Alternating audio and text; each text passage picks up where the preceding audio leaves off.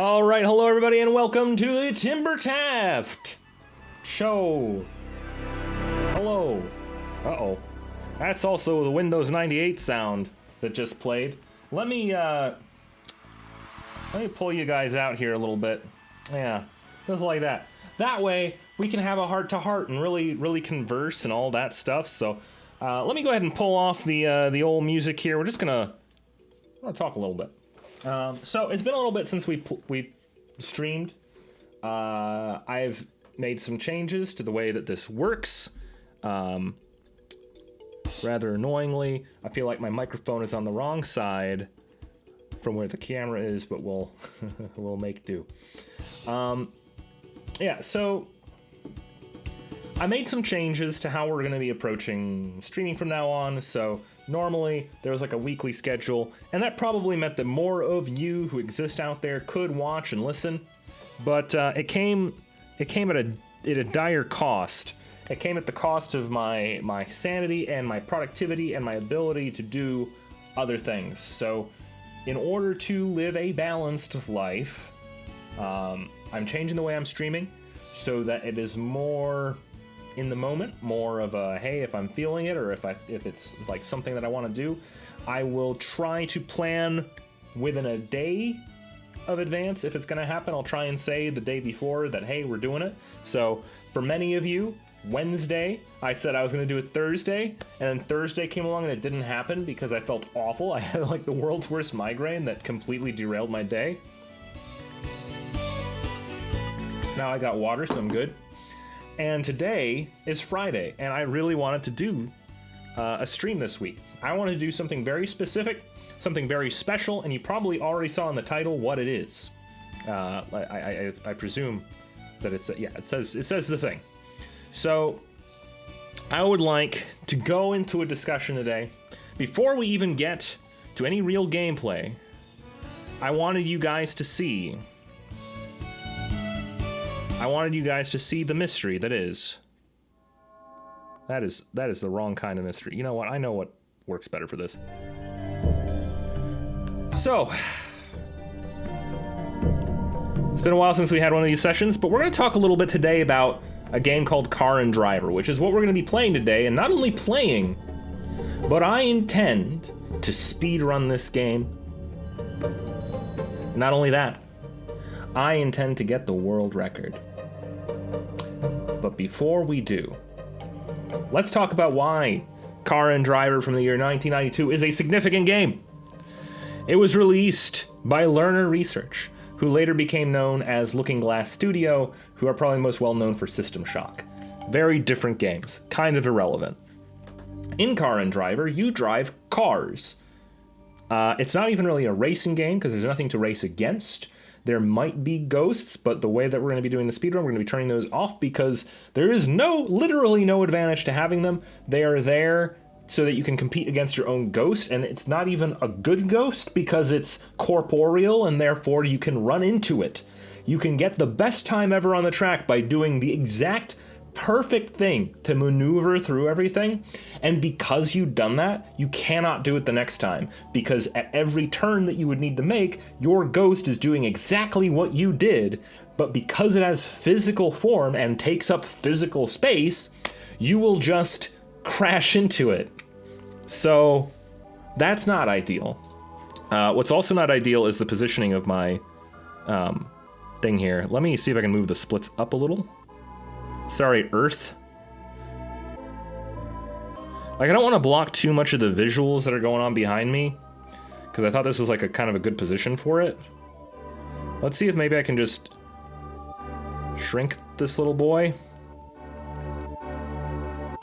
Scrunch this little boy. I don't know. I'm trying to figure out where to fit this. That seems good. Yeah. That's, like, readable, kinda. Y'all let me know if that's not readable. But yeah, so you drive different cars such as the Porsche 959, the Toyota MR2, the Ferrari F40, the Lotus Esprit, the Ferrari 250 Testarossa. It's like they wanted to make it Italian sounding but still say the word testosterone. Shelby Cobra, the Lamborghini Countach, what the fuck? The Countach? Is that like a mustache? But it's... I don't know what they were going for there. Obviously Italian. Eagle Talon, the Corvette ZR1, and of course the Mercedes-Benz C11. Fun fact. You know, I'm actually going to save the discussion about the cars for when we're in the game, because having a visual representation of what I'm talking about is probably going to be beneficial. But that's kind of the long and short of it. There's not a lot to this game besides the fact that you will be driving around a track, mostly by yourself, in a game that's about driving from the year 1992. And the world record for this game is to complete it in 14 minutes and 41 seconds. And we're going to try and beat that today. But before I do, I wanted to look at this magazine and see what they had to say about Car and Driver. And hopefully I can find something. It looks like... Oh, maybe. Like, it's saying that Car and Driver happens on this... Yeah. Computer game previews, 98. Car and Driver, alright. I'm not going to dig through every ounce of literature that exists on Earth of this, because we'll just be at this all day then. But, let's see here. Was it 94? I thought for sure it was like somewhere in here. And technically what page? This is page 46 in there, so I'm gonna have to jump a little bit. 50, 75, 82. Am I at 94 yet? How am I not at 94 yet? This is crazy. 92. Come on. 94. That ain't it. 96. Oh, here it is. Here it is. Here it is. Okay. Check this out. Starting with the success of Microsoft's first flight simulator, most software companies left driving games to the standalone arcade machines, which could provide a steering wheel, pedals, and a gear shift to players without adding substantial price increase. Finally, after a glut of flight simulators, Electronic Arts has taken some of that technology and joined with Car and Driver magazine to produce Car and Driver. Players select their car from a number of high-priced automobiles, including the Ferrari F40, Porsche 959, and Lotus Esprit Turbo. Then they select their favorite route, be it the scenic but treacherous California Route 1, EA's own raceway, or the ultimate in insurance-free fantasy, the San Dimas Mall parking lot. U.S. Geological Survey data is used to complete the actual roadways. The dashboards are faithful. I question that, and you'll see why. The dashboards are faithful to the automobiles, and those looking out the windows will find the 256 color background is composed of the basic polygons common in most flight simulators, except that the detail may be added depending on the desired speed of play versus the actual computer operating speed. In the maximum detail mode, trees actually appear to have leaves. Those who find the only enjoyable part of auto racing to be the occasional destruction will have mixed feelings about Car and Driver. A car rolling on its side as it collides with a building might be fun to watch from 12 perspectives, unless you're an actual reader of Car and Driver who worships these machines. Rev the engine all you want, but the computer will rarely let the car redline, as it will automatically shift when the RPM gets too high. Similarly, pressure on the accelerator is immediately decreased whenever a player shifts, so no convulsive jerks forward or trashing the transmission in a fourth to first maneuver here. It may be a simulator, but real or not, high-end automobiles deserve to be treated with respect. Alright. So, pretty detailed thing there. So, I think we're good to, like, officially start here. Let me get this... Uh-oh. That was close. Let me see if I can't set this up to be full-ish screen for you guys. I think this is the... Nope, that's not the button. What's the button? Control-Alt page down. That's, there it is. Alright, we're in it, boys. Let me kill the music, because it is a little distracting. That said, get used to not hearing a whole lot audio-wise, because This game is, I can't get the music to work, so we are going to just have to operate with what we can get, which is mostly just the motor sounds. In case this gets put up on the thing, on the speedrun.coms, know that this is running in PCM. It is simulating a, what was it? It is simulating a Pentium MMX 200 on a Shuttle Hot 557 Socket 7 motherboard.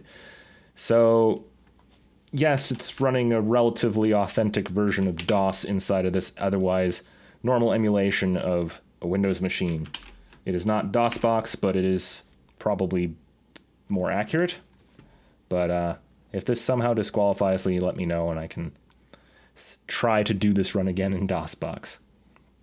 All right. With all that said, where, oh where, I think it's C and D here. All right, before we hop into actually doing a run, I'd like to run us through the parts that get neglected in speedruns often, which is like the story, the world building, all that sort of thing. So before we hop to it, here's what we got. We have the Porsche 959, Toyota MR2, the Ferrari F40, Lotus Esprit Turbo, 1957 Ferrari 250 Testarossa, 1966 Shelby Cobra, Lamborghini Countach, Eagle Talon TSI, Corvette ZR1, and the Mercedes C11 IMSA. We'll start with the Porsche. Perhaps I should put the music back on. The Porsche 959. Can I do like a Top Gear thing here? The Porsche 959, the car of the future, will not be an econobox. The Porsche 959 defines a new era of performance, an era in which sheer speed is no longer achieved simply by enlarging displacement or by increasing an engine's cylinder count, in a time when handling no longer comes exclusively from ever-widening tires nor charisma from a sexy knee-high roofline. No, the 959 provides speed through technology, and although it's loosely based on the ancient 911, its every nook and cranny is packed tightly with the most sophisticated electronic, hydraulic, and mechanical Porsche. Wait, hold on. What did I miss here? And mechanical Porsche. All right. The very name is to many the last word in sports cars. Any car blessed with these magic 7 letters is sure to be the very best. Period. Unfortunately, there have been exceptions, notably the 914. Built by VW, it was Porsche's Fiero. The ingredients were so correct. Yet, hold on. I feel a little misaligned still. How can I make me aligned? Yeah. How am I doing? Hello, Ashley Love 17. I'm good. I hope that you're doing well today as well. Oh God.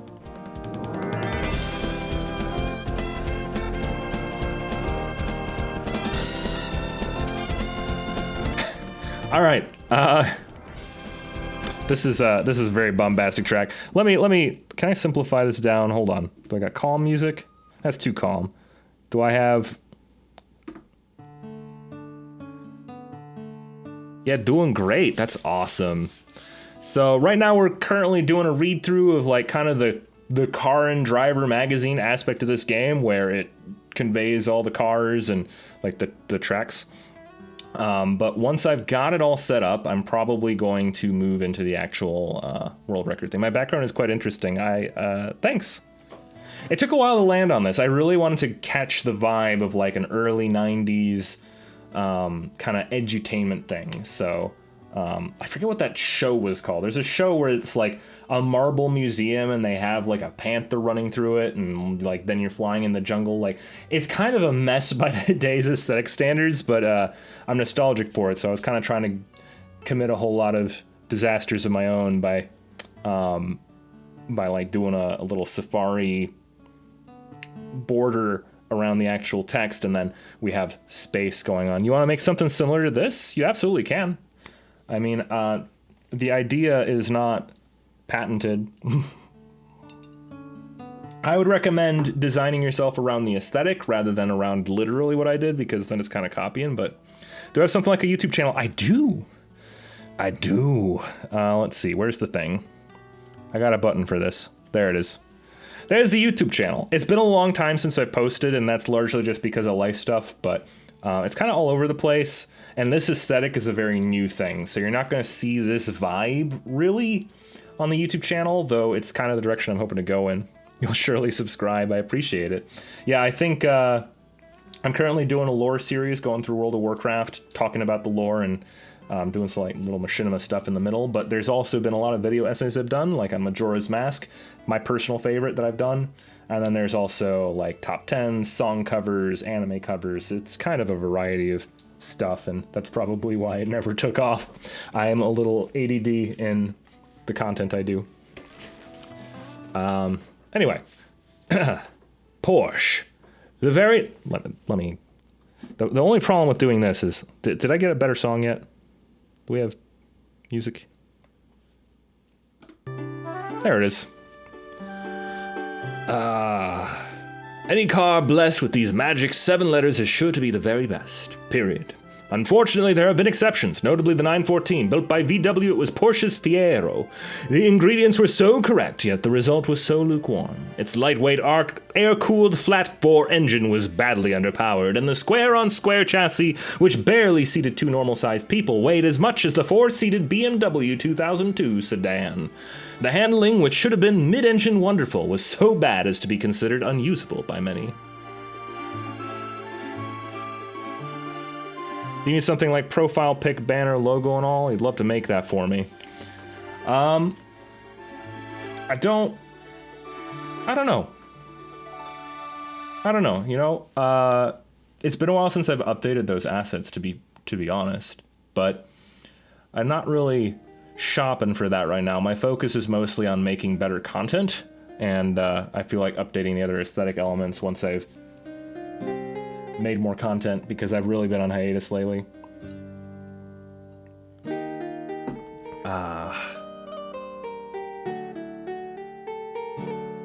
I know it'll be eye-catching, but a lot of those things are just not in people's faces as much.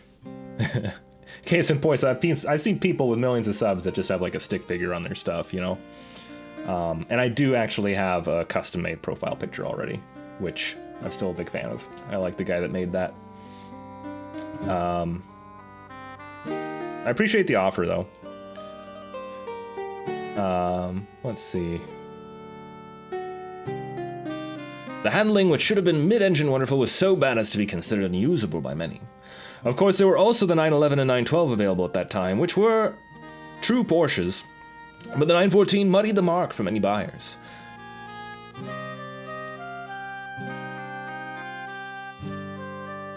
The 959, however, puts to rest concerns about modern Porsches. The design is fine art, and the result is appropriately awe-inspiring. It is truly, and this is what I get for putting my camera here, it is truly a model vehicle for the future. This car, not the musclehead Viper or the show car Lamborghini, is a car to live and die for. The people, could they be mere people, who created this machine deserve more than good pay. They deserve credit for producing the car deserving of the 7 magic letters. Porsche. God. And this is apparently how people talk about cars. The verdict: highs, high power with low intelligence. High price with total unavailability. Beautiful, fast, well-designed dream machine of the hopeful future. And specs. I've looked at these specs. I understand these specs well enough to know which cars I should and should not be choosing, but I'm not about to read that. Technology available to occupants of the automotive universe, Porsche pulled out every one of its future shocks in building a Tomorrow Tech show car that actually works. A total of 444 horsepower is provided by a detuned version of the 962 Flat 6 racing power plant. The engine has 4-valve, twin-cam, water-cooled heads, 2 stated turbochargers, sophisticated electronic controls, and more heat exchangers than you've ever seen on a car. All of the power is put to street use by a Porsche-developed 4-wheel drive system that dynamically varies the power sent to each wheel based on its traction. Naturally, anti-lock brakes, an electronically adjustable suspension. This is so ridiculous. I gotta move the camera out of the way. Okay. Naturally, anti-lock brakes, an electronically adjustable suspension, and a low-drag body are part of the program. The result is the most effortless, high-performance drive in history. The 959 is easier to drive and more comfortable than a shelf-variety 911, yet it runs like a rocket. With enough traction to put all of its power to the ground, it accelerates from 0 to 60 miles per hour in just 3.6 seconds. And it just keeps pulling. Floor the throttle at 150 miles per hour, you shoved back in your seat. Top speed is dizzyingly 195 miles per hour. This is the no-nonsense, all-around practical car for the no-nonsense, all-around practical speed demon. And it flies. You know, all of the people who do these car magazine things have a very specific way of writing it. Like, it's so, like, they go for this, like, it's a viscerally aggressive, like, it's trying to appeal to base instinct. It's like, it's raw power. It's raw, you know? Let's see. Is this still... Okay, so we've cycled around on the Porsche. I'll go through each of these just because, well, we won't have another opportunity to do this once we're doing the official runs. So for the Toyota MR2 Turbo, mid-engined... Wait. Oh, it just went right along. It just went... Okay. It looked... Look, okay, forgive me for not being able to identify the difference between this and this. All right, it does look pretty different because it has like the thing on the back, but a car's a car, right? I don't know. This is sacrilege. Toyota MR2 Turbo, mid-engined motor magic. Proper racing cars carry their engines in the middle for reasons of maneuverability and traction, but few mass producers have stepped up to the opportunity. Fewer still have done so with any success. The Bertone X19 has gone the way of most cheap Italian cars, and the Pontiac Fiero died of its own mediocrity. Only the Toyota MR2 Turbo continues to play to good reviews. That's right, Turbo. Gone is the mechanically driven supercharger that puffed up the former car's 1.6-liter engine to a boastful power level. For its high sport engine option, the new MR2 borrows from the lusty Turbo. From the lusty Turbo, I owned one of the much maligned Porsche 914s 15 years ago. It was underpowered, funny looking, and something of a pretend Porsche. Yet it offered one magical feature, the mid-engine chassis layout employed by all pure racing cars. Despite modern advances in suspension technology, the new Toyota MR2 Turbo demonstrates that such a layout is still ideal for a sports car. By limiting the weight of the front tires and reducing the polar moment of inertia, the mid-mounted engine endows the MR2 with a responsiveness rarely seen in street cars. You can snap the car into a turn with startling suddenness and stay under complete control. Moreover, whether carving through the mountains or cruising down the turnpike, the MR2's non-assisted steering faithfully transmits every subtle nuance of the pavement to your fingertips. In exchange, you give up a bit of straight-line stability, but you must also put up with more engine noise and less space. But if you're looking for a real sports car, the new MR2 has what you're after. The old MR2 was all smiles, fun, friendly, forgiving. The new MR2 Turbo is all business, furious, fulminating, and fast. The steering is abrupt, more sensitive than Michael Jackson on the Elephant Man's birthday, with no sneeze factor built in. Lash the MR2 hard and the chassis twitches a wagging finger of warning when it gets nervous. So should you. And the turbo snaps on and off in alligator bits. Lift suddenly at full boost and you'll be inducing memorable driveline shock. I would have been happy if the old MR2's razor-hewn lines had simply been shorn off. The verdict is that it is lightning quick, handles well, and is reasonably priced. But it is larger and heavier than the old MR2. It's great for handling freaks. Charged and intercooled S3 GTE 2.0 liter 4 developed. What the fuck did he just say? Hold on. Is this like an inline? From the lusty oh my god, I hate when they do this, dude. They have like an inline box counterpoint that is set in the middle of an article. So I've just been reading this wrong. That's not how I'm glad that we learned things in the past 20, 30 years of writing magazines. All right, let me pick that up. From the lusty turbocharged and intercooled S3S GTE 2.0 liter 4 developed for the Celica Alltrack, this twin-cam 16-valve engine produces 200 horsepower at 6,000 rotations per minute and 200 pound-feet of torque at 3,200. Toyota claims the car just sneaks under the 6-second barrier in 0 to 60 miles per hour sprints, but the road sensations are something else. The car is zippy. Obviously a mid-engine sports car with that buttery steering action of a lightly loaded nose and the occasional suggestion that the mass behind your shoulder might like to continue on straight even though the road is bending.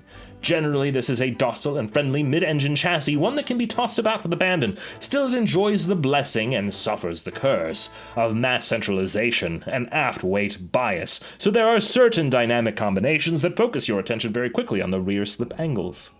Discover a huge bump at the entrance of a turn you're about to take too fast, for example, and the tail may give you a convincing head fake in the direction of the nearest ditch. Backing off the throttle in mid-corner is safe, but when brushing the brake pedal can call for a flick of the opposite lock, and mashing the brakes in a high G turn is heart-stopping. This is to say, the MR2 Turbo is a lively, responsive instrument that attentive drivers will love to play. It gets down and rips, especially when it's doing what mid-engine cars were created for, powering hard out of a fast bend with the weight squarely planted on the drive wheels and the engine at full cry shoving against the small of your back. At last, paradise for the G-crazy motorhead. Alright. Now, I'm going to call this out right now while we're looking at it. Get used to this one. The Ferrari F40 is my go-to, tough as nails, high bend, high G-force velocity courses on this game. There are 2 opportunities where we'll be driving the Ferrari F40 because it is simply the best choice for those situations. The Ferrari F40 is the closest you'll ever come to experiencing a nervous breakdown. Here at Car and Driver, Rule 1 for test drivers is this: be cool. Rules 2 through 10 are equally simple. Remain cool. Tough as it is to admit, the F40 has made our knees tremble involuntarily, our hearts do little stutter steps, and it made our palms disgustingly wet. After 2 days on the road and an afternoon at the test track, we can report that nothing we've ever driven can match the mix of sheer terror and raw excitement of earth scorching around in someone else's $750,000 toy. You see, a Ferrari F40 isn't like other current exotic cars. In the last 20 years, the cars with the mile-high price tags and headache-inducing acceleration have gone through a remarkable metamorphosis. They become thoroughly domesticated. They have power windows, respectable air conditioners, and enough room for 6-footers now. You can see out of them well enough to change lanes without saying a Hail Mary first. You can hop into most any of them and drive cross-country reasonably assured of emerging with sound mind and body. Not so the F40. It harks back to a time, the late 1950s and before, when sports cars built for the road could be raced with a minimum of modifications. The F40 is like that. It looks like a race car that made a wrong turn at the end of the pit lane. Its nose droops to shovel air out of the way. Its Kevlar body is pockmarked with enough air scoops to inhale a flock of sheep. A wing fit for a Formula One car sprouts from the rear deck. No wimpy spoilers here. The F40's midship-mounted twin-turbocharged 2.09-liter V8 is on display under a plexiglass rear window that's slotted to allow hot engine compartment air out. Know of any other street car with a rear window like that? Ferrari has played the dual-purpose aspect to the hilt. When you pull open the door, you are confronted with an interior as stark as any endurance racer's. Ferrari could have glued some leather to the door panels and put some carpeting on the floors. It would have added only a couple of pounds, but that would have killed the racing ambience. Everything about the F40 feeds your Mario Andretti fantasies. The F40 respawns like a race car. Directly, instantaneously, the grip in the corners is tenacious. 1.01 grams, our skid pad test revealed, better than any production car we've ever tested. We pushed harder. It felt like the tires were rolling in foot-deep grooves on the road. There was no side slip even at sensational cornering speeds. Where's the limit? This is an expert's car. It begs to be put on the track, where you can work up its limits gradually. The F40's massive power, sudden boost, and incredible grip make things happen very suddenly on the road. The gold chain set isn't ready for this car. Alright, I'm going to take a quick pause on the reading, just because I have someone who wants to correspond with me, and Old Man Henry, I do apologize, but for this particular stream, I think a lot of the redemptions are going to be turned off. I'll reimburse you, but many of them, unless it's like a voice-related one and not one that impacts my ability to speak, like cohesive sentences, I need to keep them relatively minimal because I'm trying to do something that requires a bit of focus today. Anyway, just a moment, guys. Thank you for being patient.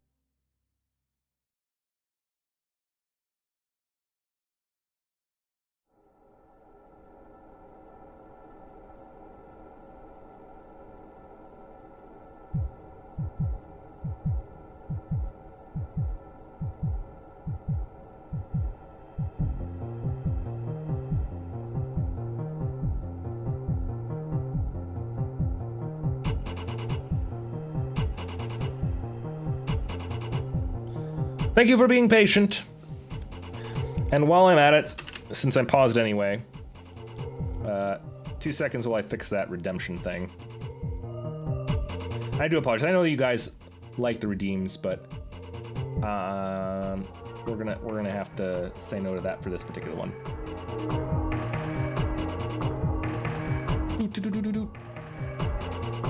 All right, let's see. Where's the thing? On the back end of this? Yeah, alright. Alright, I will select all the other ones. I will complete them. And I will also go in and try and temporarily disable the ones that we cannot do for this stream so that there's no question about that, right? So, here we go.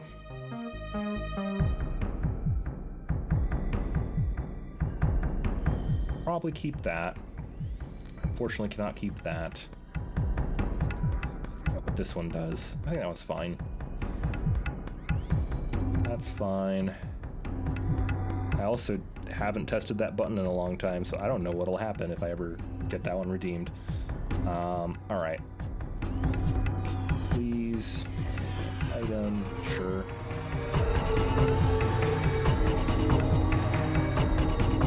That one, okay, I might be okay with leaving that one in there, as long as I've got these on hand. Permit's fine.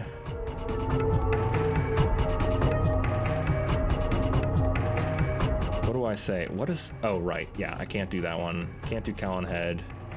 Can't do Squawk. Or Timber Tarasu. I can leave mushroom on there if you're okay with me not actually wearing the mushroom and just doing the voice. What about now? It's time to rock with the biggity buck bumble. What about now? Probably not the language of my people because that intrudes on actually communicating important things. Okay. I think this is good. I think I've disabled everything except okay.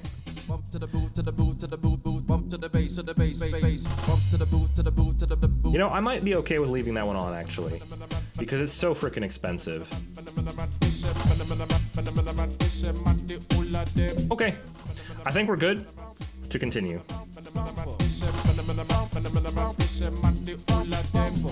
Okay.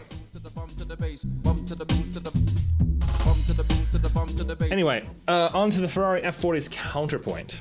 Here's the most fun thing you can do in an F40. Oh, sorry. Here's the most fun thing you can do in an F40. Case along in first gear at 15 miles per hour, then squeeze the throttle down to the floor and hang on. Before you can count 1,000, the boost kicks in, the rear tires break loose, and the back end fishtails, and the F40 hurtles ahead. You know those in-car camera shots of Alain Prost smoking out of the Ferrari pits after a tire change? You just experienced it. We nominate first gear blasts in F40 as the drug of choice for the 1990s. It's certainly expensive enough. Here's the least fun thing you could do with a Ferrari F40. Drive at 60 miles on a traffic-choked freeway. Pure terror. Since the rear cabin window is plastic, the view is distorted so you can't watch for cops or see the crazies weaving in for a closer look. Seating is so low you look directly into the rear license plates of Taurus wagons. Other cars tower over this one, making it difficult to anticipate slowing traffic ahead. Prayers are offered that the driver of that semi in the next lane sees you and doesn't come over unannounced. And this certainty.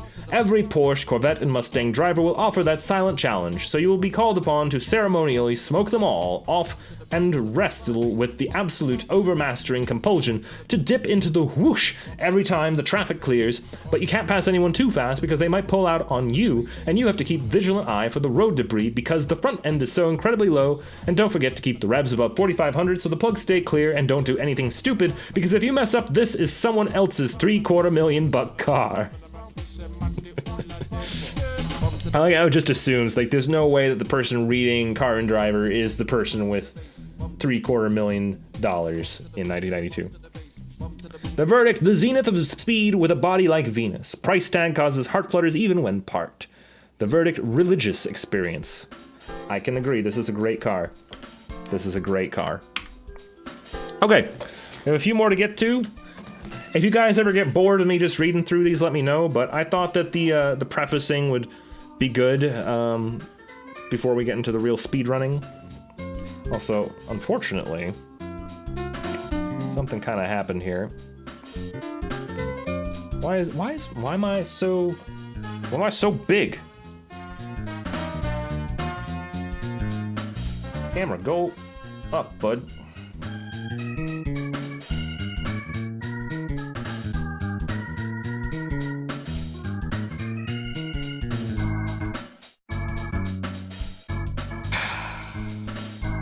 Okay, I fixed it.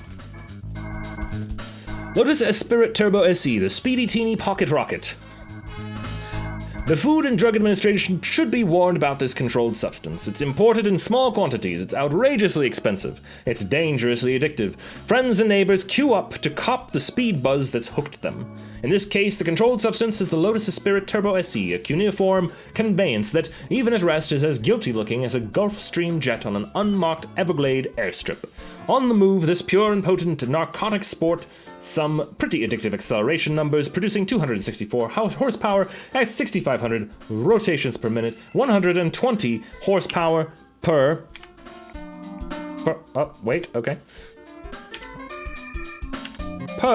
liter, the highest specific output piston engine available to American speed addicts. All from a 16-valve 2.2-liter 4 that in its minuscule mid-engine cubbyhole looks about the size of the power steering pump on a Ford LTD. To extract the extra power, Lotus revised the induction system, reduced exhaust back pressure, and incorporated a new distributorless ignition system with 2 additional injectors. The big change, however, is the air-to-liquid intercooler added between the turbo and the intake manifold, or as the Brits insist we call it, a charge cooler, which is actually a more accurate description, much as water closet is more accurate than restroom. Whatever you call it, the antifreeze-filled intercooler extracts heat from the intake charge and transfers it to a heat exchanger that's part of an immense radiator sandwich in the nose of the car. It is perched forward of the air conditioner compressor, which rides in front of the engine radiator, which is flanked on either side by oil coolers. Which means that if you ram the SC nose first into Uncle Ernie's garage, you should expect an outpouring you will surpass anything yet seen at the Yokohama International Fluids Fair. With the turbo's intake charge sufficiently chilled, boost is a stunning 12.3 psi. Presto! You've got about 2 more horsepower per cubic inch to work with, which means something happened. Oh.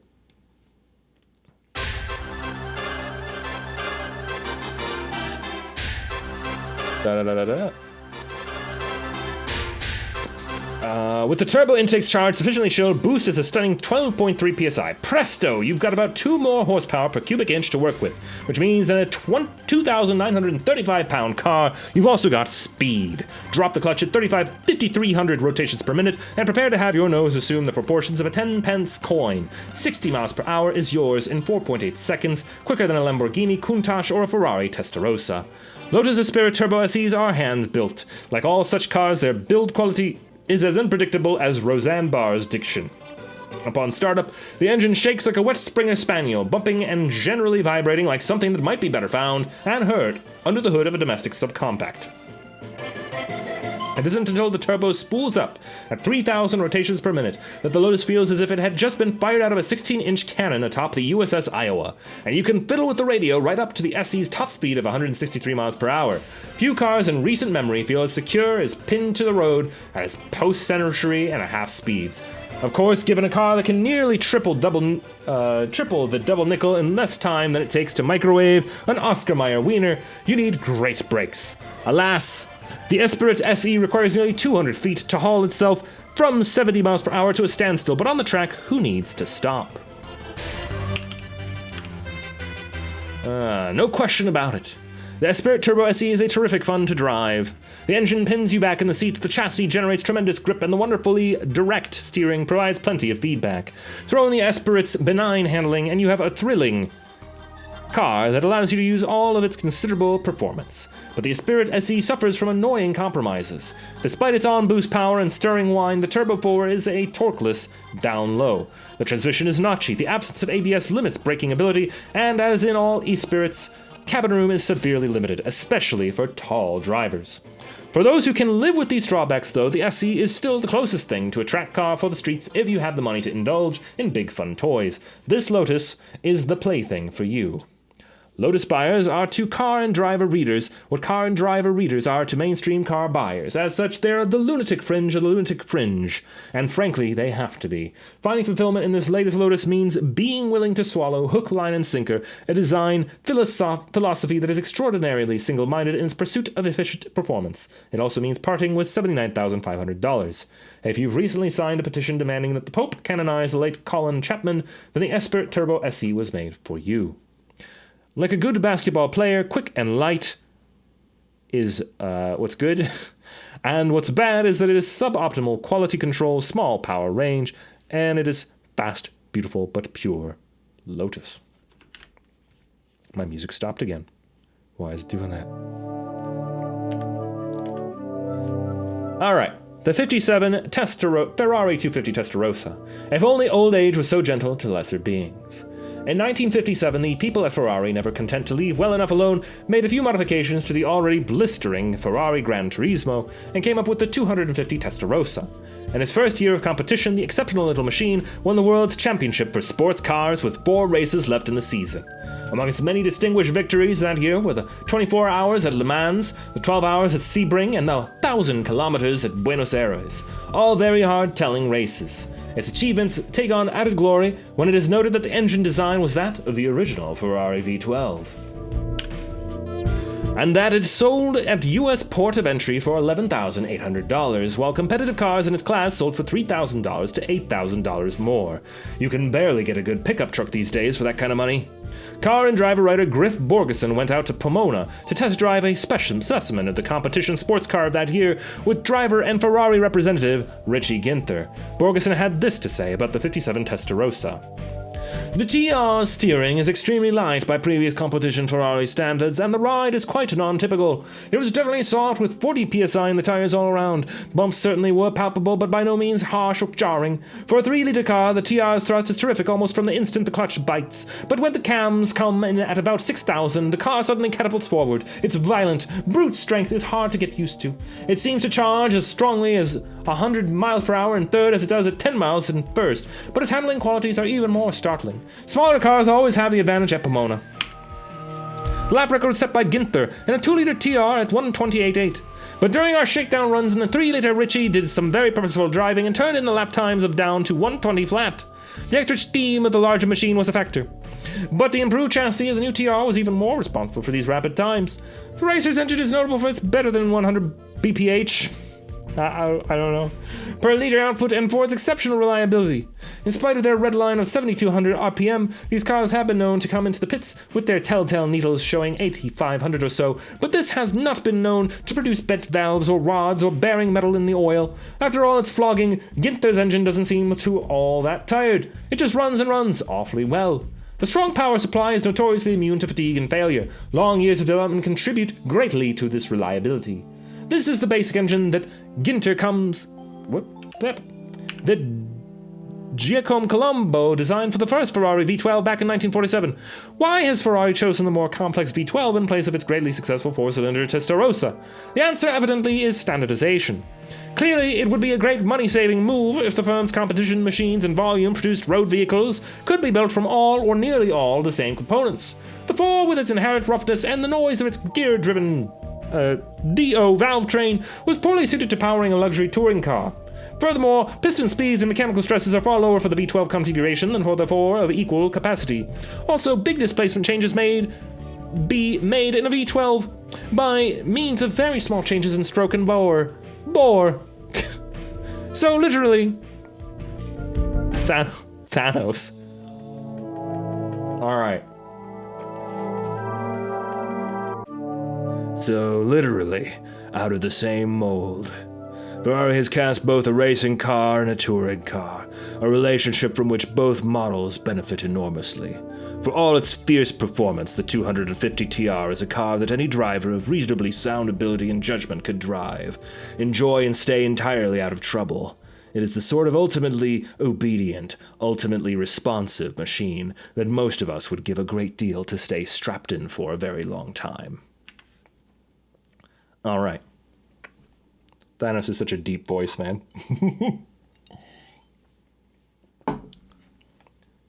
Shelby Cobra 427. Powerful tonic for what ails you.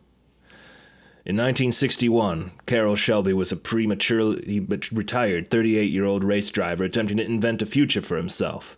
Shelby had raced high-powered sports cars successfully in the US and Europe, and in 1959 he won the 24 Hours at Le Mans in an Aston Martin. He was on his way to becoming an American equivalent to Enzo Ferrari, building his own sports cars and racing them. All I wanted to do, Shelby says, was to go racing and to have something to compete against the Corvettes with. I did expect the Cobra to be somewhat streetable.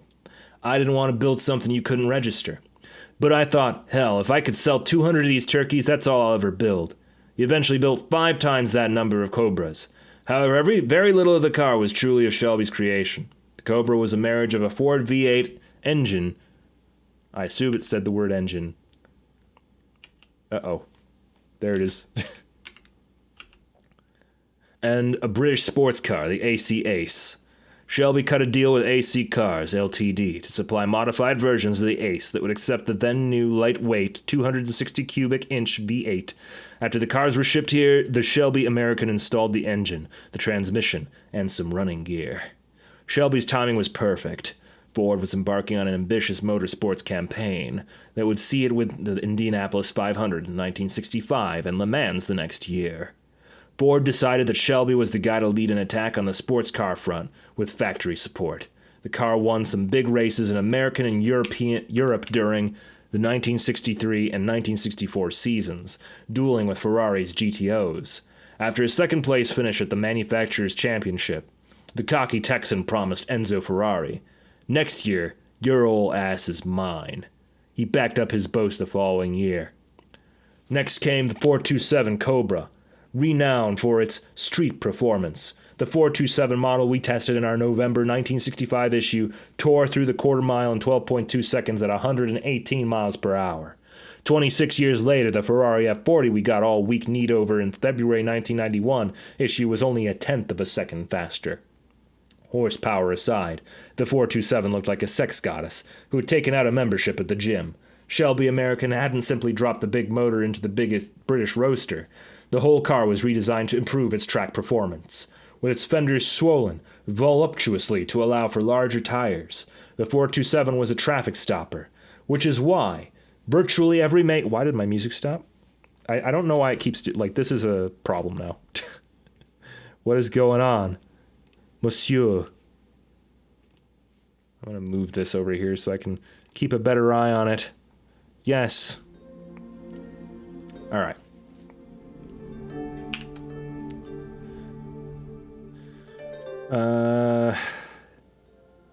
The shape is another era, but its purpose reaches across the decades to hit you in the solar plexus. 28 years later, after it first hit the street, the Cobra is still a very intense, exhilarating experience. Alright. Gotta go back to this counterpoint, though. Queen Elizabeth. And mushroom. Wait, you requested a Queen Elizabeth mushroom? I don't know if that's how that works, man.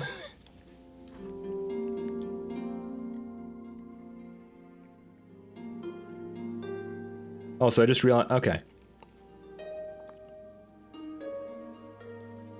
Let's see. I'll finish this counterpoint as Thanos, and then we'll move on to... would you rather it be mushroom or Queen Elizabeth turkey? I can treat it like a what is that X, and it's the same point count. Carroll Shelby isn't perturbed that the car he built to sell for $7,000 now goes for $500,000 bucks. But it does bother me to see people selling Cobras that are made out of junk parts, he says. They take this kind of brakes and that kind of suspension, and then they take a fiberglass mold off the original Cobra body and counterfeit the cars and call them Cobras. Shelby sold the Cobra name to Ford in 1964 for $1. But Ford, he says, has never done anything to protect the trademark. Really, a car advertising, like the guys that sell the Bronco trucks and advertising are basically what Thanos would be if he wasn't a villain. That's why knockoffs are able to use the Cobra name. There is hope, however, for a few more persons who lust after genuine Cobras. Shelby is toying with the notion of reconstructing as many as 43 partially assembled 427 competition models he's had kicking around since 1965. As Shelby tells it, that's because we caught Mr. Ferrari lying on the number of 250 LMs he had built. This music is not... That doesn't really work for this. Hold on. That's not... There it is. Although the record suggests the most of these originally uncompleted 427 SCs were ultimately completed as racing or street 427s, Shelby claims that he still has most of the original chassis and plans to refurbish them, using all original parts as necessary. Alright, Queen Elizabeth. You know, somehow, in all of her 100 years of living, I don't think I've ever actually heard the Queen speak a word. But I do know what impressions of Queen Elizabeth II sound like, so I'll do my best version of that. Something tells me it's just going to be Mrs. Doubtfire, though. Also probably sacrilegious to the British people. I apologize in advance, British people. Very well. It is time to continue reading as the Queen of England. The Lamborghini Countach... It's so bad. It's so bad. The Lamborghini Countach 5000 Quattrovalvole. Welcome the Big Red Vacuum Cleaner by Steve Spence. Here it is again, the face that broke 1,000,000 hearts. The four-wheeled pancake that's glamorized every car mag cover in the Western world. The road-sucking Hoover that's cleaned countless fantasy highways and ignited endless rumors, but to this day remains shrouded in myth and mystery. Say hello to the Lamborghini Countach, and say it fast, because this baby will leave you choking in a cloud of smoking rubber so thick... It's almost Mario. So thick, you'll think you've been turned inside out. This is the car that, when unveiled at the 1971 Geneva Auto Show, set the world on its ear and left it there. Just remember, if you can, the look and feel of the cars available anywhere in the world back then. Now insert a Countach into that scene. Suddenly a shark is loose in the minnow tank.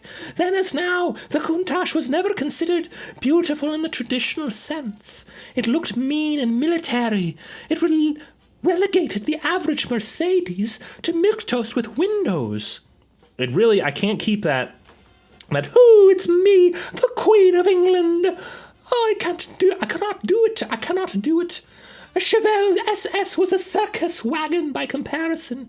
Thanks to Nuccio Bertone and his company, automotive design rocketed into the moonshot era. Even now, it's not clear that the rest of the world has caught up. Wait!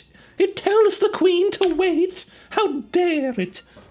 Ferruccio Lamborghini dictated from the outset that the Countach would be the world's fastest production automobile, and for years no one knew for sure it really was. Horsepower figures for the 4-cam V12, which grew over the years from 3.9 litres to today's 5.2 litres, varied all over the lot. It's getting way too Mickey Mouse. Prodigious top speeds were reported by factory test drivers. One claimed to routinely hum along at 185 miles per hour, and an unsubstantiated top speed estimate of 192 miles per hour by a leading U.S. car magazine, only fueled by the fires. It seemed impossible the car could move that fast, but the enthusiasts remained convinced. I really, like, if I keep doing it, it turns into Mickey. I can't keep my throat from transitioning. I think that's Queen Elizabeth for you. In addition to the look... Back to the original announcer. In addition to the look that can burn retinas, the Countach tops out at 111 miles per hour for a 13.3 seconds standing quarter mile, and if you have the nerve to manage the phenomenal understeer, a grip like a vice, measuring 0.86 grams on a skid pad. Enough said. If you like the idea of roaring past the head of exotics with your face pulled tight around your skull, and if you have a bank balance with a few extra zeros at the end, this is the car for you.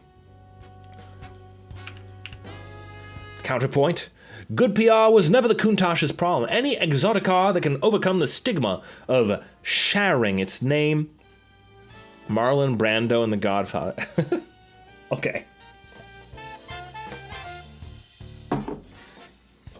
I have a proposition for you can't refuse. You understand me? Good PR was never the Countach's problem.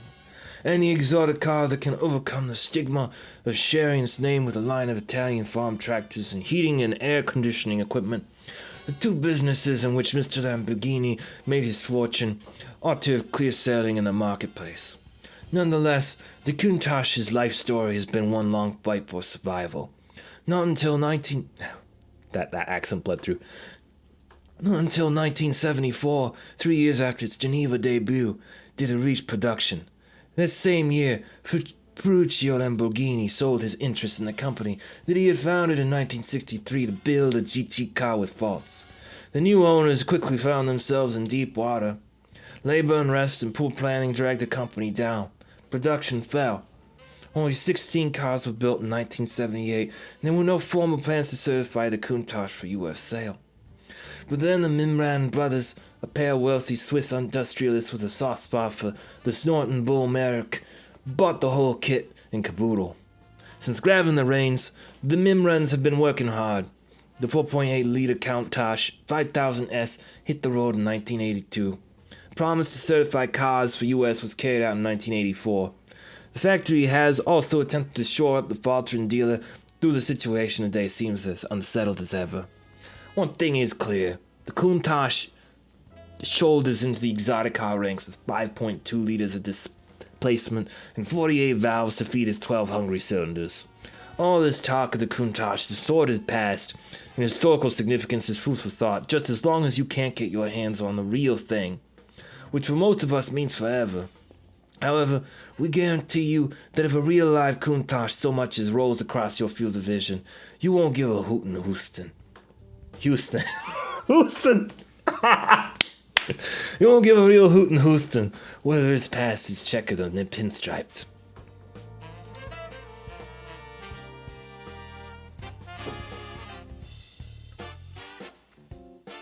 Alright, now for the verdict. The supercar that has no peers. Beautiful, fast, vicious. $122,000. Seats are low and small. Thunder and noise at speed. Unbelievable vehicle. Take a test drive today. Take a test drive today. All right, I think we got one more. We got the Eagle. No, we have a few more.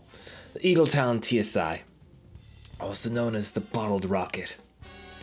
Glimpsed in your mirror, the TSI looks like an atomic M&M. Driving it feels like being blown off the tower at Alamogordo. Its engine feels slick but absolutely frantic to go places. The faster the better. Chrysler takes credit for the striking sheet metal envelope in which this miracle is delivered, but the guts are all Mitsubishi. Some guts. An astonishing and effortless 1.6 horsepower from each of the engine's 122 cubic inches. The Mitsubishi minions, long known for ponying up Percheron-sized power from Shetland-sized engines, have outdone themselves on this one, pouring in more mechanical slickness than ever before. They've reworked the gearing, shortening the final drive ratio from 4.15 to 4.93 to 1, and slightly lengthening the ratios of the uppermost gears. The aim was to retain strong acceleration, capitalizing on four-wheel drive's gift for putting down power without wasteful, unsettling wheel spin. Toe deep into the power over bad roads of fire, out of hard corners, and you may get a trace of wheel spin, but no instability. The Talon TSI AWD scorches from 0 to 60 in 6.3 seconds, and rips through the quarter mile in 14.7 seconds and 92 miles per hour. But the heart of this car's secret source of well-being was in its complex but craftily driven drivetrain. Always at work whenever you're moving, it distributes power, moving along all four wheels through a center differential with a vicious coupling. Tires getting the best grip get the most power, others proceed proportionally less. Call up those miniature Percherons to a fluid gallop, crank hard on the wheel and press the tires to their task. You get a slight understeer, a shift to neutrality, and a gentle swinging out of the tail. Just about perfect. We have here a bottle rocket that lets its driver drink deep of its energizing propellant on almost any road surface. The Talon TSI AWD asks only, like all seriously quick A to B devices, that you not allow it to exceed its capacity to be hauled up short. Even four-wheel drive doesn't guarantee absolute adhesion, and the fustlessly powerful engine can easily bring you to a critical decision point with more speed on the boil than you'd like to see. Driven prudently, though, this Eagle is ungodly good at flying on the ground. Alright, I'll finish up the counterpoint and the verdict, and then I think Marlon Brando has to go. Car has it all and it shows. The looks have achieved that difficult balance between smoothly modern and sharply unique. From the shaded blackout roof to the sharp creases around the wheel openings, the shape is hard to fault. Also, with that standing close examination is the mechanical design and execution. The four-wheel drive, limited slip drivetrain works like magic, delivering power where it's needed without a whimper. Surely the suspension is not without flaws, critics say. Look at its task.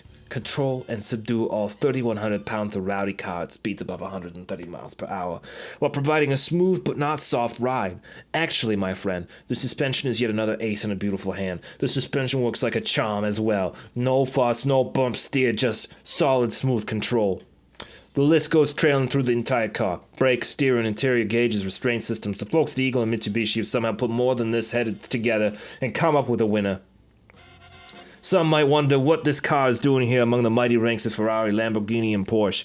These people have never driven one of these cars. The drivers of these cars will know that the Talon deserves its place here among the most amazing cars available today. Outperforms several of the bigger names on paper, but still managed to come in under $19,000, and that's including all the goodies. Base price for this marvel is a staggeringly low $17,000 or less, which leaves me with just 3 questions. 1. How did they make such a great car for so little? 2. Why aren't all the other cars makers doing the same thing? And 3. Why are there any of these cars unsold? Verdict. Fast, smooth, comfortable, cheap, fun. The lows, tire valve caps are black. You can't boot the real thing. It wins. It just wins. That was a fun one. Thank you for Marlon. Alright, Galleon, you're playing to my nostalgia here, man. Already gonna make me miss playing through that game. Galleon, alright. I am Dark Emperor Galleon. I am Dark Emperor Galleon. Send in the clowns. Send in the clowns. Send in the clown. It's a little bit more.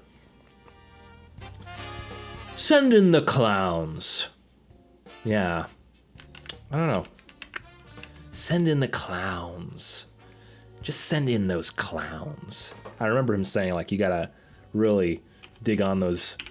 I remember the interview, so I've been taught. I'm gonna change the music up a little bit here, because, well, it's been the same track for a while there. And we're about to talk about the Chevrolet. So, this might...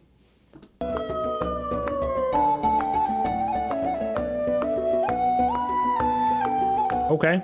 This is sick. I really love the Atlantis theme. Okay. Where are we at? Pretty sure we just read through all of that, so here we are. The Chevrolet Corvette ZR1, King of the Hill? Hell, it's more like the King of the World, by Casaba Cesaire. 20 years ago, anyone with $6,000 could buy a Chevrolet Corvette capable of running with virtually any sports car in the world. That Corvette, powered by a carbureted 7.0-liter V8, boasted almost 400 horsepower and a top speed of more than 150 miles per hour. Capable of spinning through the quarter mile in 13 seconds, it could dust off any contemporary Porsche, Aston Martin, or Jaguar, and could run neck and neck with Italy's best big-name exotic cars. But fuel shortages and U.S. emissions control regulations took their toll on the Corvette's performance in the 1970s. While the comparatively unfettered European sports car manufacturers took advantage of burgeoning technology to produce ever more powerful machines, Corvette performance languished. By 1982, new Corvettes struggled to reach 125 miles per hour and needed almost 16 seconds to run the standing quarter mile. That sorry situation took a huge turn for the better in 1984 when Chevrolet introduced an all-new Corvette. Blessed with remarkable handling prowess from the outset, the new Corvette received a steady diet of powertrain improvements over the years until it was as quick as the big blockbusters of the 60s. But having lost so much ground to the international speed set, Chevrolet needed to develop a more potent weapon if it wanted to lay claim to Top Gun honors. Meet the Corvette ZR1, the King of the Hill Corvette, a limited edition, very specially outfitted, very fast Corvette. 11-inch tires, massive rear end, rubber to harness the output of the ZR1's ferocious new engine. The engine that Chevy hopes will power the Corvette to the front of the thundering herd. Developed by Lotus, entirely owned by GM, the LT5 is a state-of-the-art interpretation of the classic Chevrolet V8 that at 4,000 rotations per minute delivers 370 pound-feet of torque. Essentially all new, the LT5 shares only its 5.7-liter displacement, 90-degree V8 configuration, and 4.4-inch bore spacing with the standard Corvette engine. This is a car designed to eat the world's fastest sports cars alive. With the 6-speed transmission, its 180 mile per hour top speed actually occurs at about 6,500 rotations per minute in 5th gear. Off-the-line performance is equally sizzling. A hard run through the gears should take the ZRI from 0 to 60 miles per hour in a little... This music is once again just not the right fit for a car game.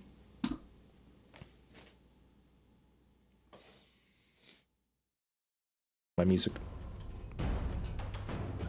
That's the wrong genre. Okay, we'll make it work. Off-the-line performance is equally sizzling. A hard run through the gears should take the ZR1 from 0 to 60 miles per hour in a little over 4 seconds and through the quarter mile in the mid-12-second range, quick enough to flatten the driver's eyeballs and most of the competition's boasts. The Corvette ZR1, the King of the Hill, drives straight and pray through the corners.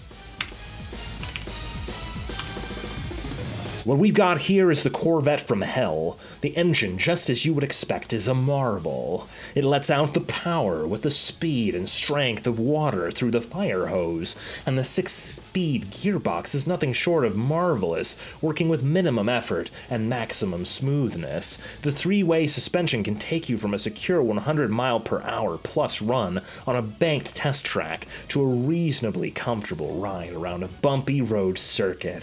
In between, there seems to be enough damping options that most drivers will be able to find a suitable combination of ride and comfort. It's the finest combination of grand touring and high performance yet seen from Detroit. Even at $50,000, this Corvette ranks as a royal bargain, and it ought not be called the King of the Hill. I'd call it the King of the World. The highs, the Detroit muscle car of the 90s. Big engine, big tires, and big performance. Off the rack looks, interior non-quality, no place for your cello. A wild animal you can live with. All right. So I think that calls it for Galleon. Well, thank you for that recommendation. Galleon is one of those that gets into that throat range that kind of hurts me. So I got to be careful with that one. My voice is up here, guys. You're like, can you do Lance Bass? I mean, I guess that's not actually that deep, but I also don't know how to do a Lance Bass. I'd just be doing a Kingdom Hearts Sephiroth impression. Did I? It's still playing that song. All right. No, not that. Other action, please. By the way, guys, this one's real big. This is the most important car that we'll be driving in this game for the purposes of today's speedrun. So pay attention. A Mercedes C11 IMSA, 1,000 horses in a small sweaty box. A major luxury car manufacturer doesn't spend copious cash building an incredibly sophisticated racer just so it can slap the company logo all over the body and race the car around a track for all the world to see. No, such cars are much more advertising vehicles. The amount of trial and error that goes into designing and building the perfect racer. There is no such thing. Makes the project most valuable as research. The Mercedes C11 is the latest in the C series of races, which had its debut in 1981.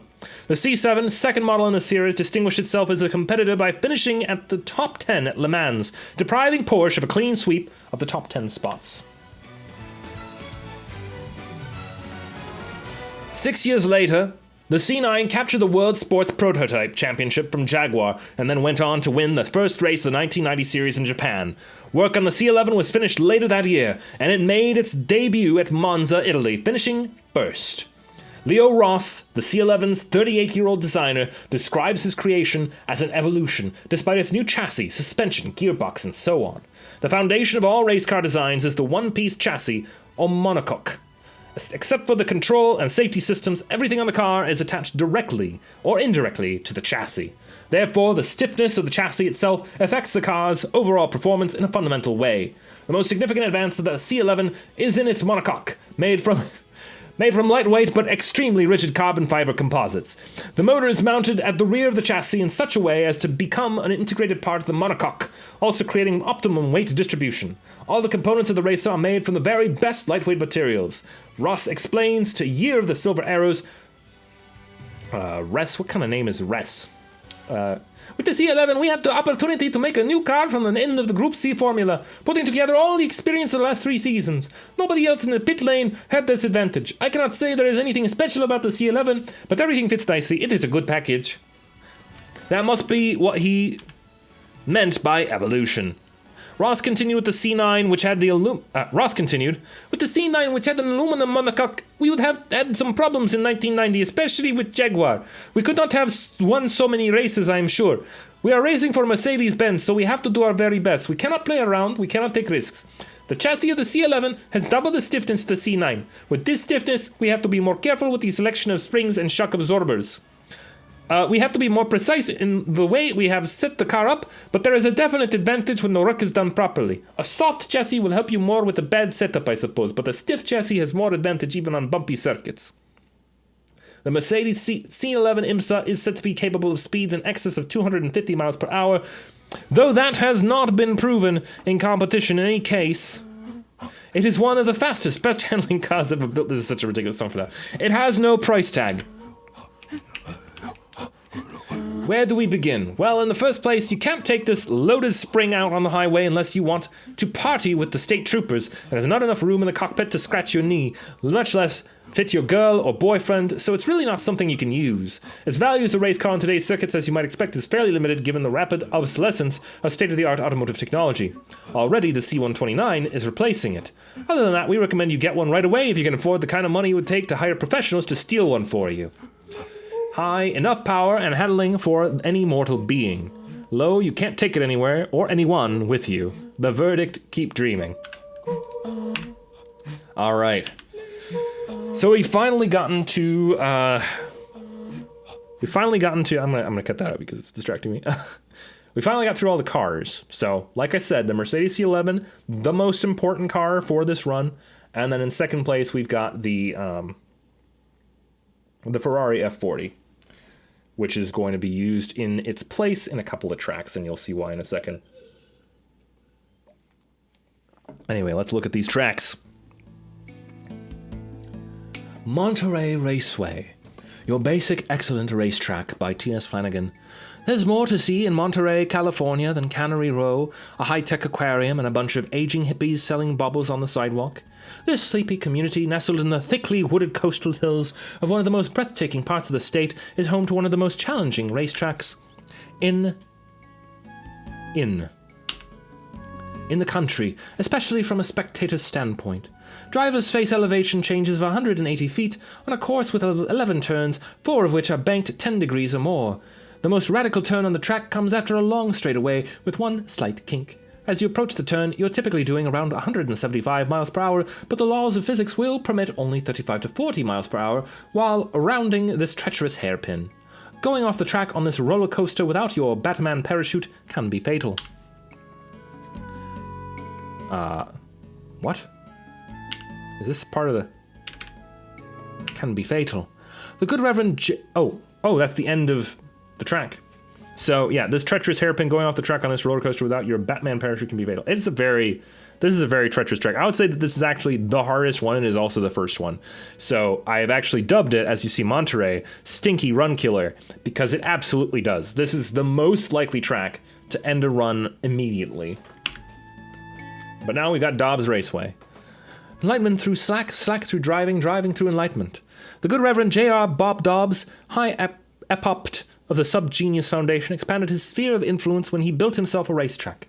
Drivers who wish to test out the track must pay an exorbitant fee and subject themselves to the humiliation of being blindfolded and balloon rickshawed, dog-sledded, submarined, and canoed around for several days before arriving at the venue. Once there, the driver is forced to attend a 3-day seminar to learn how to accept all the slack he's about to be cut. The seminar is conducted by converted grocery store checkers wearing harlequin suits and rubber alien masks. They say things like, don't just test drive the Ferrari, test drive the hell out of it. And too fast is better than not fast enough. The gist of the training is to not care and take it easy on the inside. Sure, you can stay on the track and post a good time, but then again, you could have a good time outdoors, frolicking in the sun with a woman, or reading a book with one hand and curling a 30-pound weight with the other. Ignore the computer-generated drivers chuckling snidely as they watch you trundle off the road in search of marks left by alien spaceships, for they know not what they chuckle at. The algorithms in this computer's program cut these drivers no slack. Checkpoints are for losers. Kill the non-existent bastards without the infernal moral reprisal called guilt. Make yourself indestructible and ram them to death. Hi, an EA Speedway-like racecourse that could change your religion. But the lows are the strange billboards and temples looming ominously, projecting strange vibes. The verdict, slack off, drive on. Oh, it really did continue. And ram them to death. Random access memory is not a euphemism for dreams, as the techno board would have you believe. Your imagination can kill you if you don't play with it. The sound the motor makes is all in your head. Upgrade your head. Now. Don't be fooled into believing that everyone who appears to be human actually is human. The Subgenius Foundation is dedicated to identifying the alien interlopers and turning them into a new brand of motive power. The Reverend uses his pipe as a divining rod to expose the enemies. You can pick one up just like it in the gift shop after you finish racing, but it is not a toy. Use it with the caution and respect that a weapon deserves. In the meantime, hop into your car, drive off the road if you like, ram into your enemies, have fun, cut yourself some slack. And the San Dimas Mall. We're not going to be seeing this one unless I'm probably going to demonstrate some cars in the parking lot because it's not officially part of anything. So San Dimas Mall. We're not just. Oh, you know what? I need something a little more. I wish that I had like the shopping theme for this one. I don't think I do. I trust that the good people of San Dimas, California, heck, why not include everyone from Eastern Los Angeles country, will forgive my stereotyping when I say that the most exciting thing to do there on a Saturday afternoon, assuming you've already frolicked yourself to the pit of boredom at Raging Waters Amusement Park, is to change your motor oil at the San Dimas Mall parking lot. While the kids inside the mall gulp down Slurpees and Orange Julie, and their mothers ransack bins full of last year's styles, you can lie on your back in the shade beneath your chassis and watch the stagnant heat shimmer up from the blacktop. If the security guard gets curious and asks you what you're doing, just tell him that aliens planted a bug somewhere inside your drivetrain, and you'll be damned if you go one more mile until you find it. That ought to get rid of him.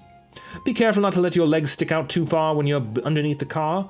Local teenagers inattentive at the blind in a silent movie are known to scream through the parking lot in their souped-up Camaros with Rush, AC/DC, or Black Sabbath blasting from their stolen stereos. This is the community that spawned Bill and Ted's Excellent Adventure. Oh, damn it.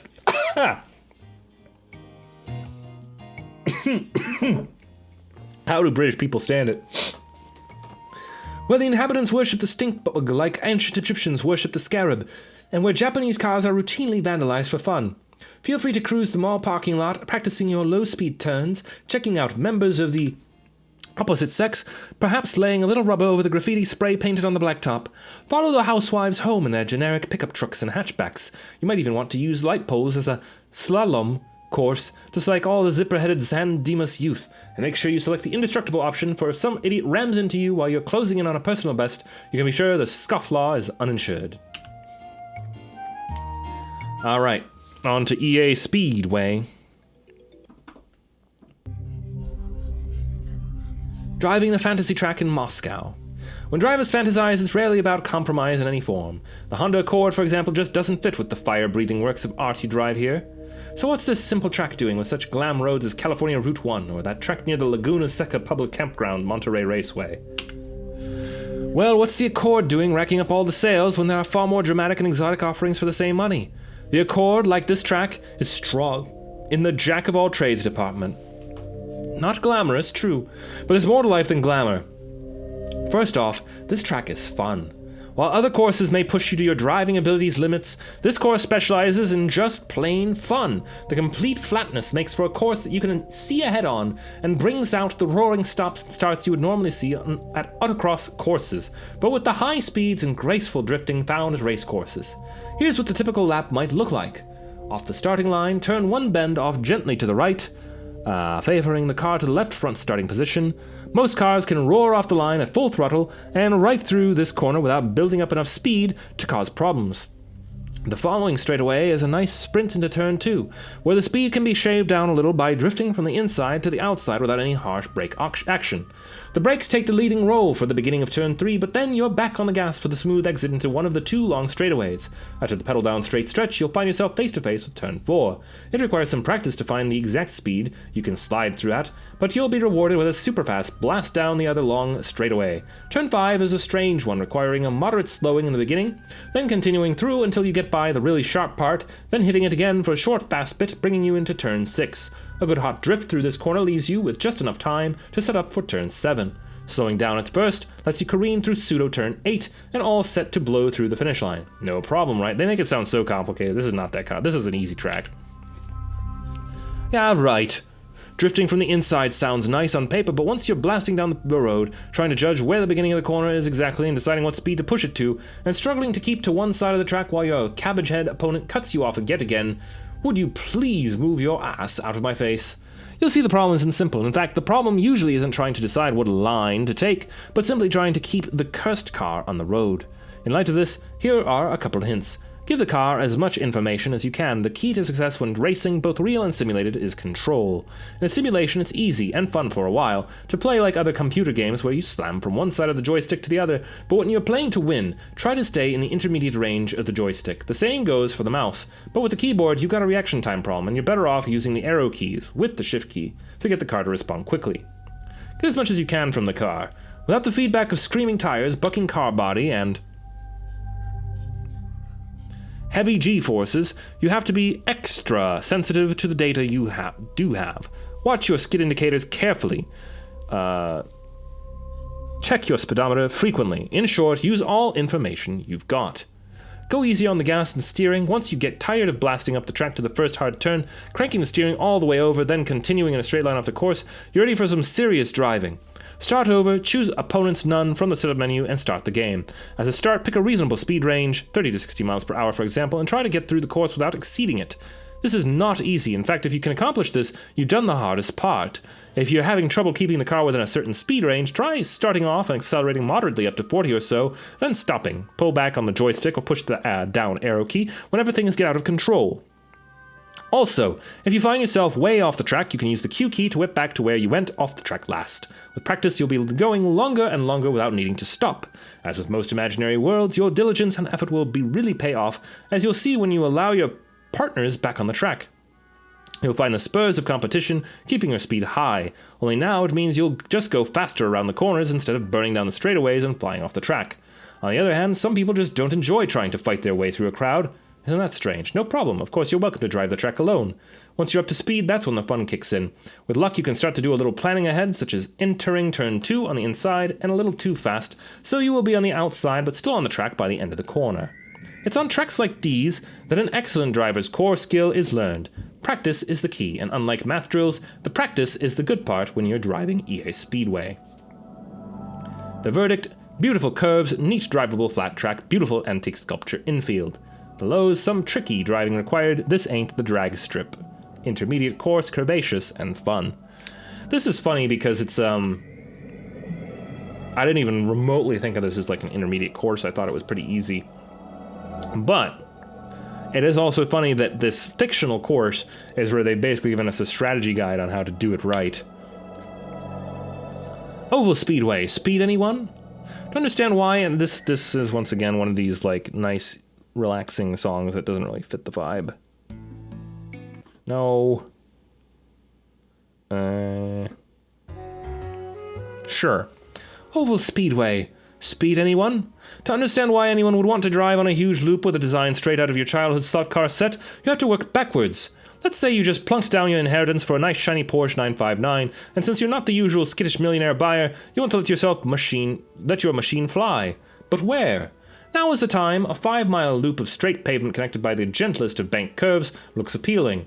No strange corkscrew corners to wrap your car around, no bizarre off-camber hairpins, and no officers of the law protecting the innocent populace from cold killers like yourself.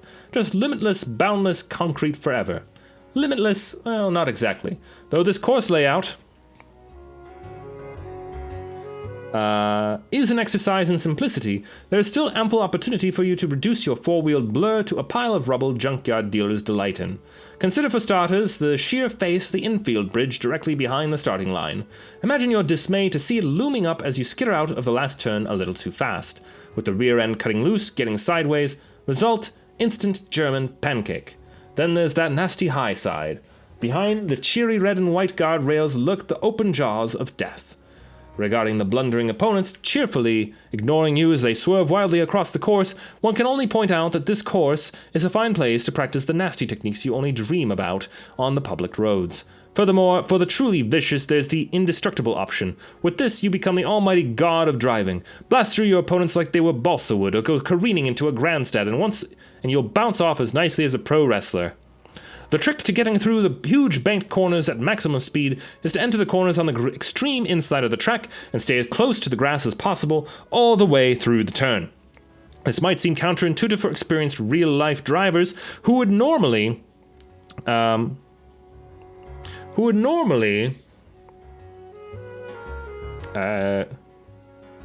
I completely lost myself. Enter a turn like this on the outside edge and then pull the car on as close to the inside edge as possible at the 2/3 point, the apex, and ready to accelerate hard, drifting to the outside and roar out into the straightaway at top speed. These wide, gentle banks should be handled differently because of the tremendous speeds they will allow all the way through. It's not easy to keep the car on the line when you're doing 200 miles per hour, and if you accidentally stray onto the infield, it's a lot easier to recover than if you bump the guardrail. Making mistakes when driving a fussy exotic supercar at the limit is inexpensive, embarrassing business. When learning new cars and controls, you need a place where there is room to learn by making mistakes. Learning to leave your opponent in your blistering wake is also what racing is about, and there's plenty of room for that too. Just stay cool if it happens to you. Well then, come on, strap in and get going. And oh yes, just a formality, we trust you understand. Could we get a credit card for a damage deposit? Alright. Well, this is a very straightforward track. We're almost there, guys. I feel like I did a lot of reading, and the stream time is disheartening. An hour and 38 minutes is what it took me to read this whole freaking magazine. It's a lot of text. But here we go. The Muhammad drag strip. Do I have... Uh-oh. Did I crash it? I might have crashed it. Come back! I need those buttons. Ooh, boy. My tech broke. It broke. What happened here? Oh, it broke so hard that the app isn't even open anymore. Okay, weird. You want to appear for me? Yes, thank you. All right. That was truly bizarre.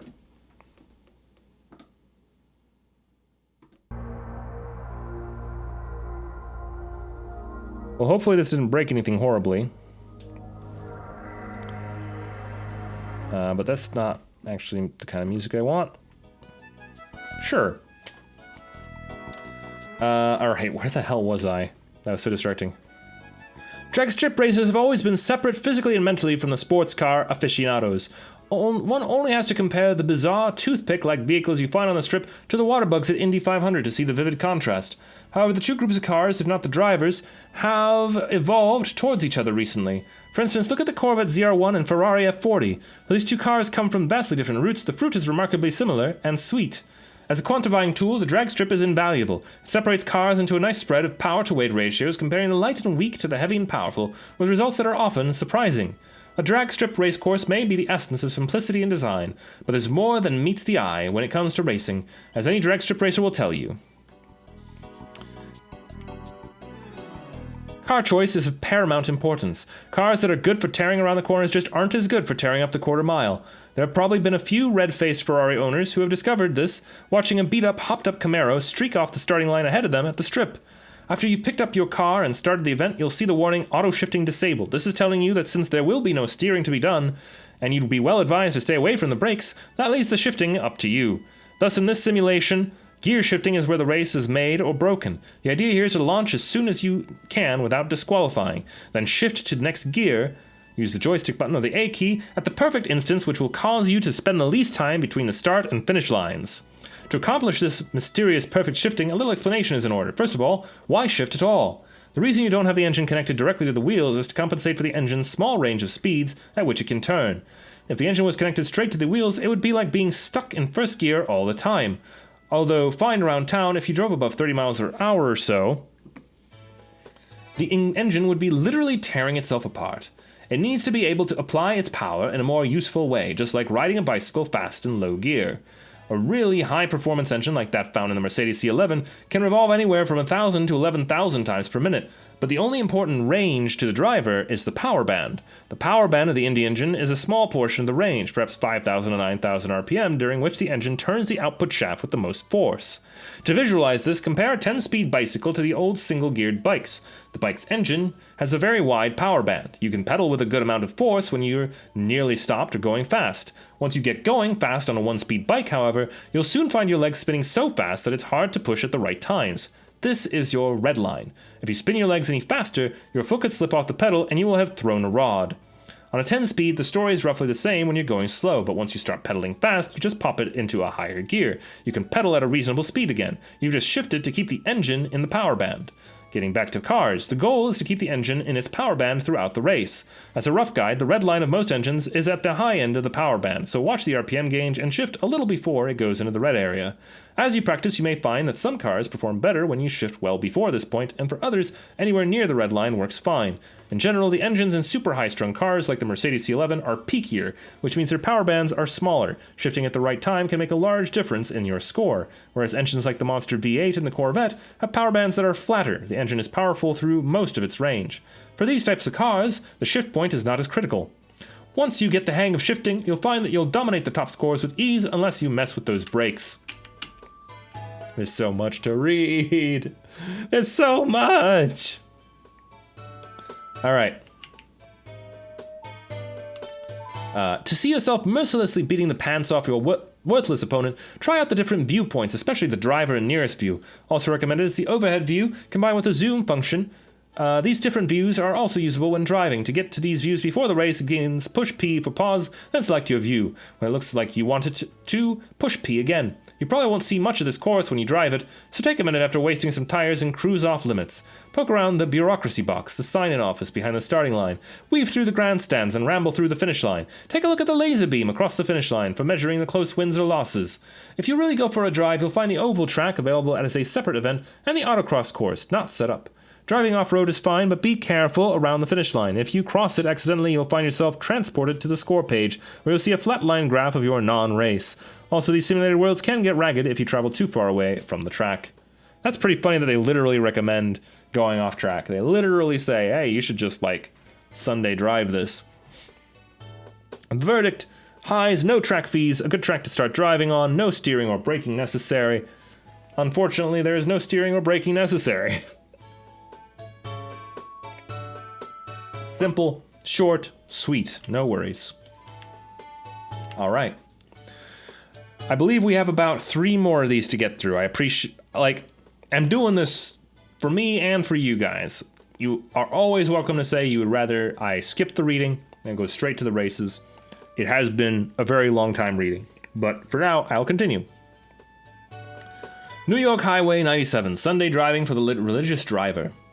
Manhattan is not a lousy place in which to cohabit with an automobile. Just take your buggy out for runs on any of the magic ways that lie astonishingly close by, and it will be a perfectly happy car.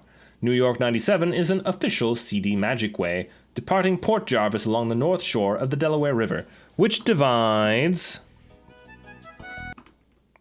What else have we got? Which divides New York and Pennsylvania a mere 80 miles, as the crow flies from the George Washington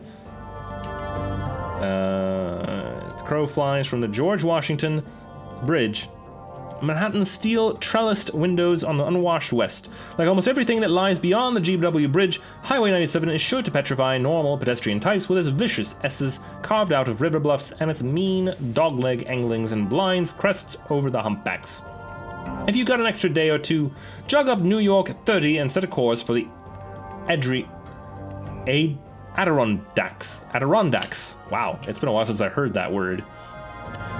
The verdict: nice highway driving road, opposing traffic, large inviting river, and the back road driver's dream course. This is the kind of road that I personally live and drive for. It's got all the essentials: open pavement, winding seductively over lush, beautiful terrain, a small amount of traffic with areas to pass, small side roads to explore with a little water to round out the scene.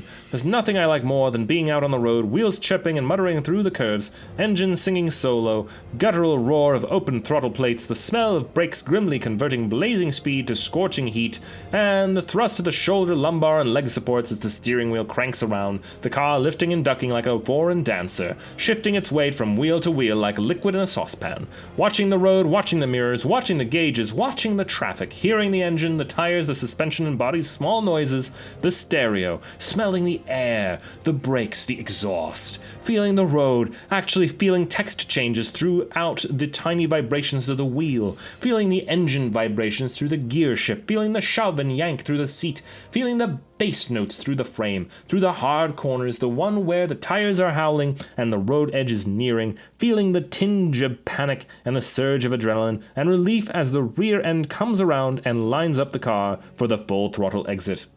On roads like this, driving should be fun.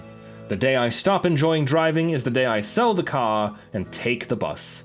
Until then, however, I'll see you on Highway 97. All right. There were actually 3 more. I apologize. So we got Arkansas Route 7. Doing it country style. Highway 7 is one of the best kept secrets in the country. Once anointed one of the 10 most beautiful roads by National Geographic, it's tucked into the folds of the Ozark National Forest and the Ouachita Mountains. Ouachita? Its best stretchless link Harrison up north and Arkadelphia south of the Newlywed and horse racing center of Hot Springs. The bonus beauties of 7 are its stretchless are its stretches of both traffic and interruption, 30-mile legs without settlements, and a length of 250 miles. This is a road mixing elemental and advanced challenges in well-balanced proportions. Avoid it like the plague in icy weather, but make a beeline for it any other time. Guaranteed to knock your socks off and turn you into a seriously addicted repeat offender.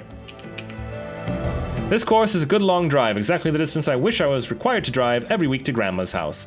There's a certain familiarity that grows from having driven a section of road until even the car seems to remember the way.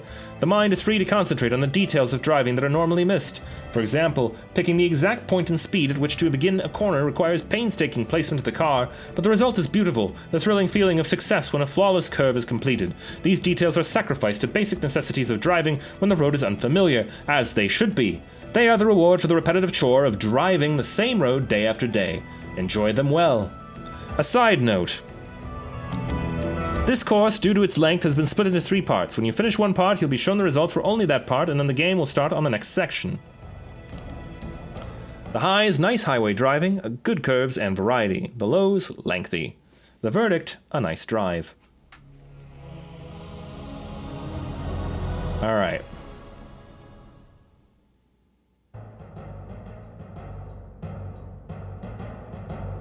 Alright. Time for California. So, we've gone through a whole lot of tracks, right? This is the second run killer. This one is very challenging. It's not as challenging as Monterey. I would say that is still my least favorite. But this one is also a run killer and is very close to the end of the game. So it is frustrating to potentially fail here. I guess I could always just do the tracks in a different order, but for time's sake, I shouldn't. Or maybe I should, I don't know. I don't know if it would hurt anything, but it would mean I would only have to change cars once. I don't think it matters. I don't think it matters. I think as long as I'm careful. Maybe that's what we'll do in the interest of some very minor time save. California Highway 1, the highway of perfection. So there won't be any question. Let's go ahead and coronate.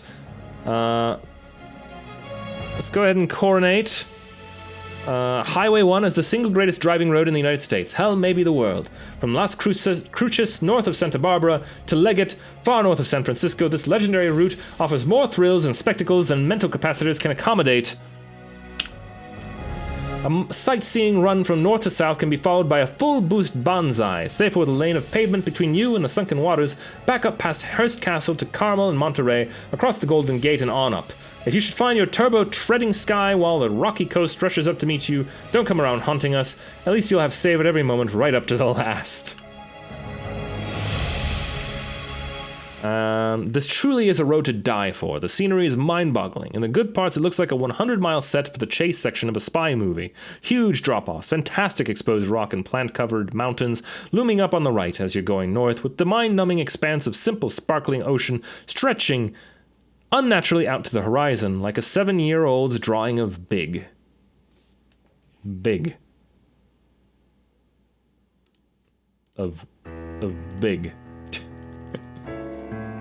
The road itself is desperately wedged in cracks and chipped out of sheer faces like toe holds in a sheer face.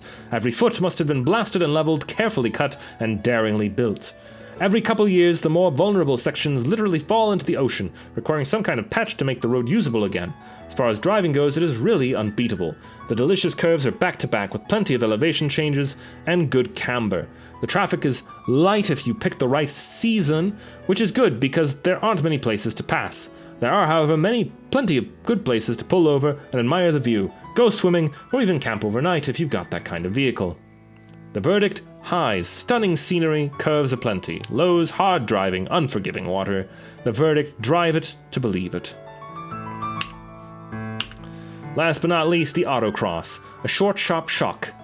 With the many hurdles to be cleared by the buyers of a sports car, their friends' reactions is not to be missed. The response will range from admiration to doubt, but one question will be sure to come up: where can you drive it? The question will be asked no matter how large or small the price.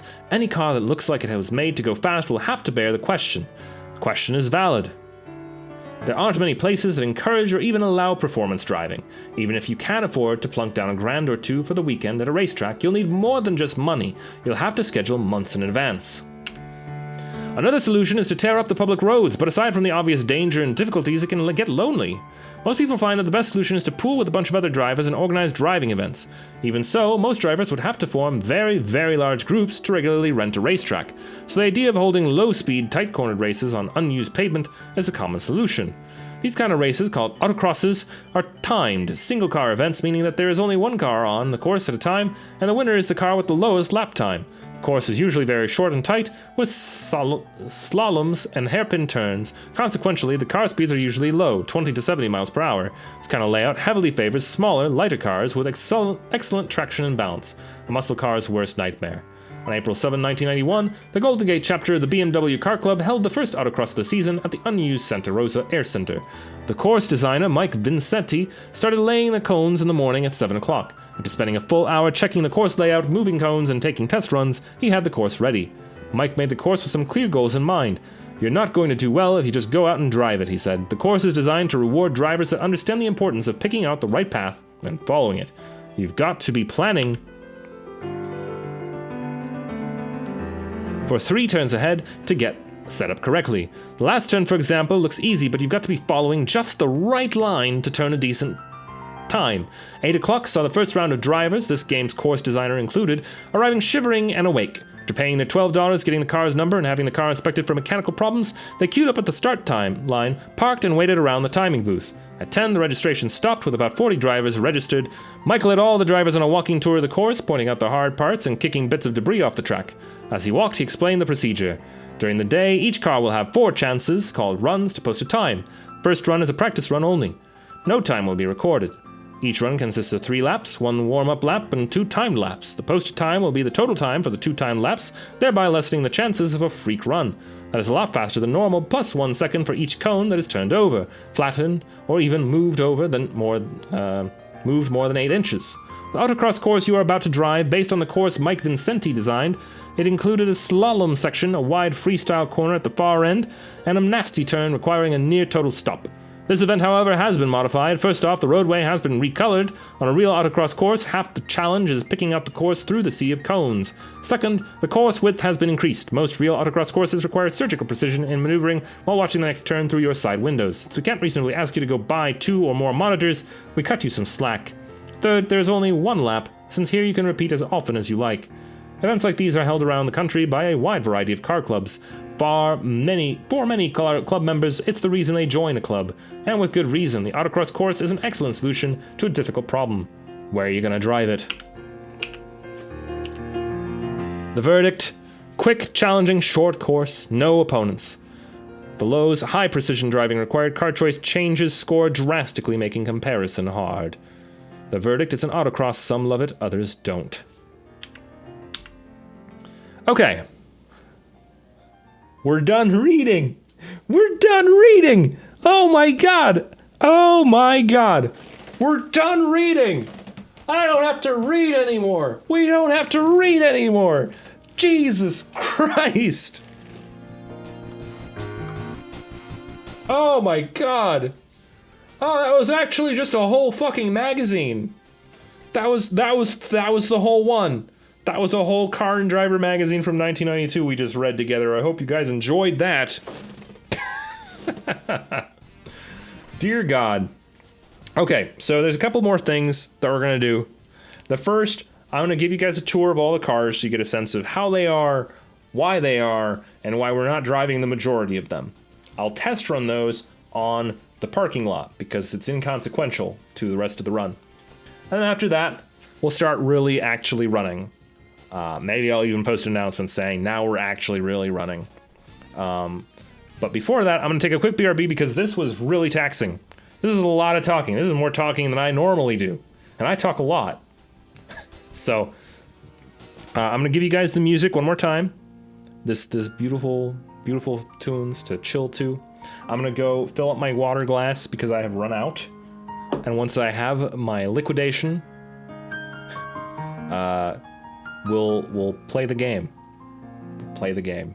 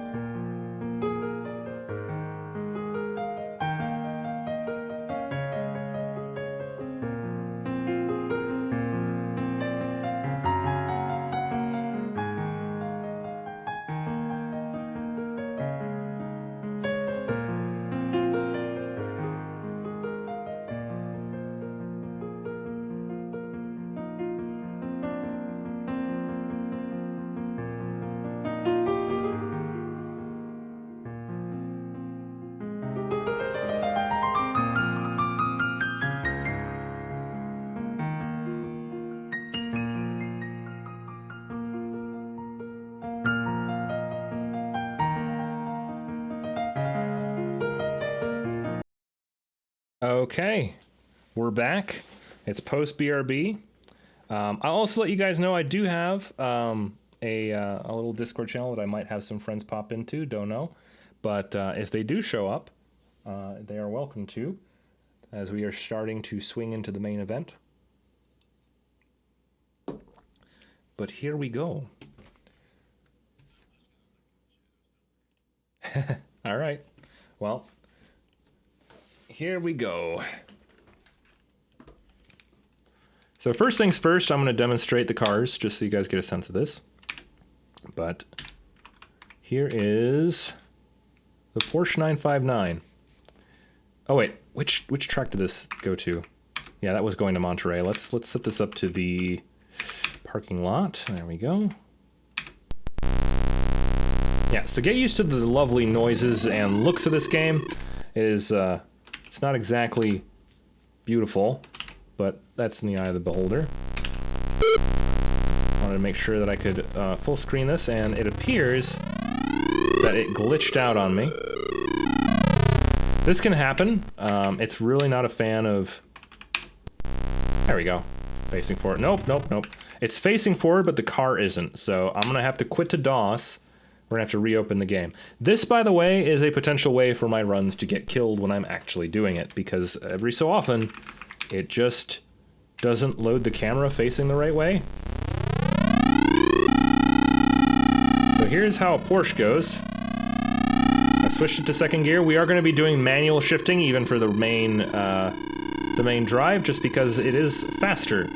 The auto shift is kind of bad in this game, so while the current world record holder... Oh, that was weird. While the current world record holder...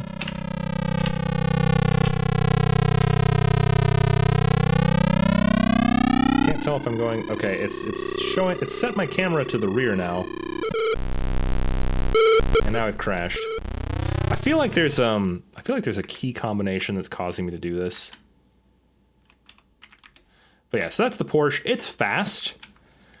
The problem is, basically the problem with a lot of the cars in this game is that there are two categories. There are classic cars, so anything that's like, oh, it's from 1957 or 1966. Objectively, they will always be very slow. The appeal of them is just the fact that they're old cars. And they have like a classic design that's fairly unique to them. And then you have the other ones, which are all vying to be fast cars. The problem is, I don't care about the second fastest car in a speedrun, or the third fastest car. We need the fastest one. The only exception is the Ferrari F40, and I didn't actually pick that one because it was the fastest. I picked it because it had the best handling. It is going to be used on a couple of tracks because it just handles really well. Anyway, setup. I don't know if there was a reason why my cam keeps getting forced around. Yeah, it's still done this to me, so we're gonna have to quit again. Ideally, I just don't have to flip between full screen and not full screen too much, which I think has been the large driver in why that's been happening. So if I set this to... Yep, we still got this set up, so this is still the Porsche, but if we switch over to the Toyota MR2, very cool. Check this out. This looks like the inside of a car I actually drove in 1992.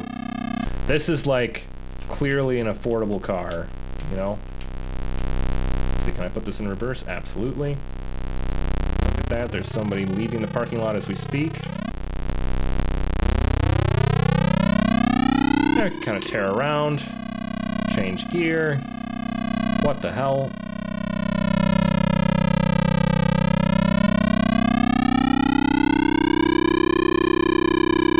I really don't know what's causing it to... You drove and I... Good point. Good point, Phil. Lord. Oh, this busted it again. Ah. I don't know what's causing it to do all this funky stuff. I think what I meant to say is it's like a car from 1992. Like, I used to have a...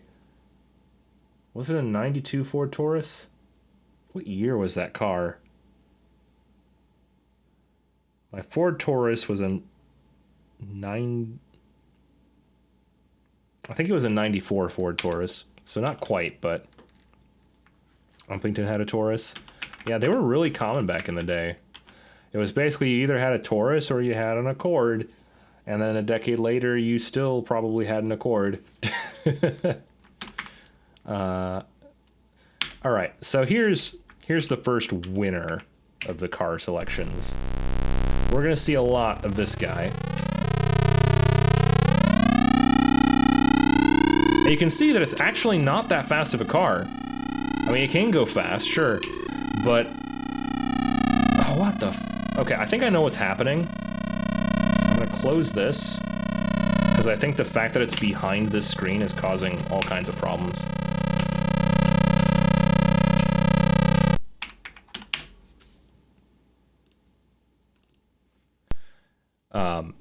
You had a Sunfire.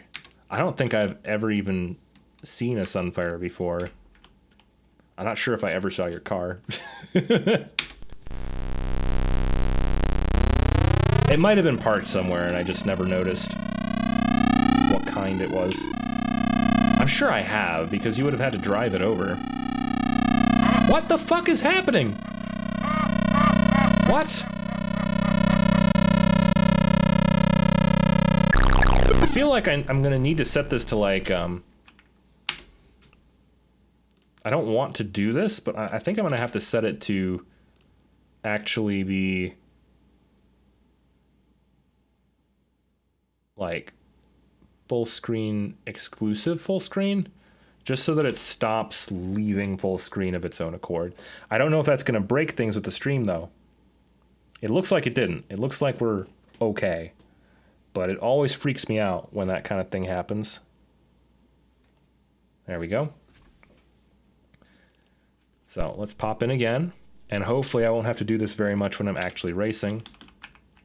I'm seeing kind of some weird frame drops looking at the stream. Is there like a...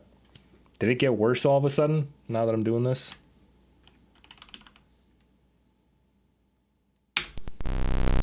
Let's try that again with the Lotus. Seems fine. Okay, that's just on my end.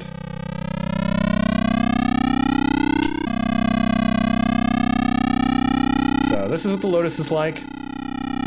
Pretty straightforward. Gotta love the dash design in this. Like this kind of gold framed thing it's got. And a lot of people are big fans of the Lotus. There's literally a video game that was released this same year that was just like, what if a bunch of Lotuses raced each other?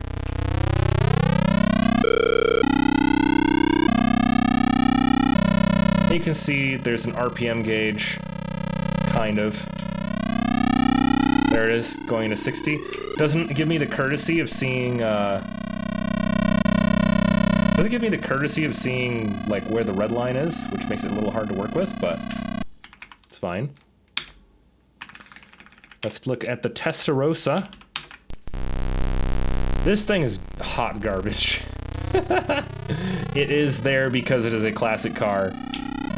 But my god, does it drive not good. I mean, even that, like, I tried peeling out of first gear, and it just was not even remotely at a speed where it was ready for that. You can also see these alerts where it's saying, hey, front and rear skid, front and rear skid. Like, this car cannot handle high speeds in the slightest. It's alright, though. It was from 1957, give it a break. They didn't know what racing was back then. The screen flicker, by the way, is unique to just a couple of maps. It is something that would happen even on the authentic game. It's not an emulation glitch, so just be aware that that's just how this game is. Sometimes it flickers. Hopefully you don't have epilepsy. Oh, and I fly. That was pretty good. Now, I don't know... I do have a brake button, so can I do donuts? Oh, that's not the handbrake. Can I do donuts? Is this...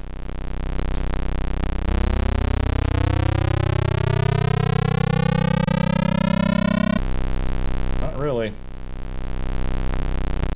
Alright. So this is a bunch of cars. Oh, that yep. steering wheel was turning a lot for no moving. Yeah, I don't know what that was. Like, I held this when I was holding the space bar down. It was just like, I'm gonna spin all over, and I was like, that's not how a handbrake works. That's not how donuts should happen. This car's okay. Like, this is one that I could feasibly get a good time with. It's just that the F40 is a better option. But, like, this one's alright. The 1967, no, it's not, actually. This is just the Lamborghini Countach, so Lamborghini's fine. Not as good as a Ferrari, but it's fine. The Eagle Talon, which... this once again looks like something I owned, with the plastic steering wheel. Really selling you on its value. It can donut, though. So that already makes it a good handling car compared to a lot of everything else we tested. So very nice. We're working up to the Corvette. This one also is a good car. It also kind of looks like the version from Back to the Future, because this just does not look... Actually, I don't know. How much of the Back to the Future, you know, time machine car assets were also part of it? That was a DeLorean, yeah. This can happen too. You're seeing this right now? The car gets stuck, the steering wheel gets stuck, and then it just keeps turning. If this happens to me during the run, it will kill the run. This is, I mean, I can hit Q, which will reset me. I don't know if it's like simulating some kind of actual damage to the car, or if it just glitches out, but it's very frustrating when that happens. So, there's your Corvette. And now we've got the Mercedes C11 IMSA, which is going to be our primary driver for the duration of this speedrun.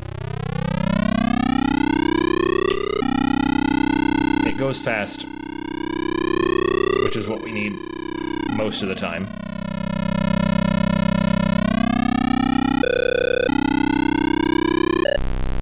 And tree. So, there we go. We've done the test runs. Which really helps remind me of just how obnoxious the sounds in this game can be. But I think it's time. There's one more prep step that I'm going to do, which is just setting up a couple of easily accessible... Well, actually, I don't think there's really a more accessible hotkey than just the standard. So hopefully pressing the one key on my keyboard on my numpad doesn't do anything else. And if it does, just let me know if it like cuts out my audio or something. But I'm hoping there's no overlap. So to start with, I think the smartest thing would be for me to go back to back on the run killers, because those A, need the most practice, B, are the most risky, and once I finish them, everything else should be smooth sailing. Plus, it'll limit the amount of times I need to flip cars in the middle of the run. So what I can do right now is just go, pick the Ferrari F40, pick Monterey Raceway as my preferred race, and we're ready to go. I'm nervous now that the cameras are on, but let's go. So 3, 2, 1, go. Run begins. Oh crap! No, it doesn't. I forgot a thing. I forgot a step. Scrap that. No, scrap it. Yep. No, I don't want to update my times. God, that was such a silly thing to forget. No, scrap the times. Let me come back to my full screen game, which is currently not full screen anymore, so I'm gonna have to do this. All right. Right. One setup step. We do not want to have any opponents on the screen, on the thing. And while it's entirely inconsequential, I would rather have a blue car than a red one. Okay. Blue car, indestructible, no other cars on the road. Ferrari F40, Monterey. Here we go. 3, 2, 1, go. And away, it didn't work. It did not accept my input. All right. So let me just kill this. It's because it didn't actually go full screen. I don't know if you guys noticed that. So here we go. I've hit the reset button. Hopefully we'll get a real run going soon. I don't know if you guys would like to have some background music or not. I worry that that's going to cause like muting in the final VOD, so I'm trying to avoid it, even though I could play the music from this game, but it doesn't actually work. I can't get the music in this game to work. There are some songs on the radio, but they're not gonna... They haven't been playing ball with me. Let me go full screen, please. There we go. Okay. We're on Monterey. Everything should be set. Except, I don't know why I did that. Set up. Hide. Okay. No, don't go to the course yet. Okay. This time for real. Everything is set up correctly. Test run number... It actually has the run count right there, so I'm on run 11, including my practice runs from the other day to make sure that everything was working. So here we go. 3, 2, 1, go. Please accept my input. Yay! Okay, we're driving. It's real. This is a real run. Alright, we're gonna go into shift gear 2. I can push it up to gear 3, but anything higher than that on this curb is a little risky because we're gonna have to slow down. Go into gear 2, gear 1. Then we flip to gear 1, try not to fry our engine. Now we're on gear 3. Make the gear 2 swap. Gear 3 again. And now we can go to gear 4. We're gonna do gear 5 entering into this curb because it's safe. And at this point, we're up a hill. We're gonna try to maintain as much momentum as we can, but it's time to gear down a little bit. And then we can safely gear 3 through most of this segment. We will have to do some off-roading though. Because... Carefully. Okay, don't burn out. Don't burn out. It's fine, we can recover from this. Reset's valid.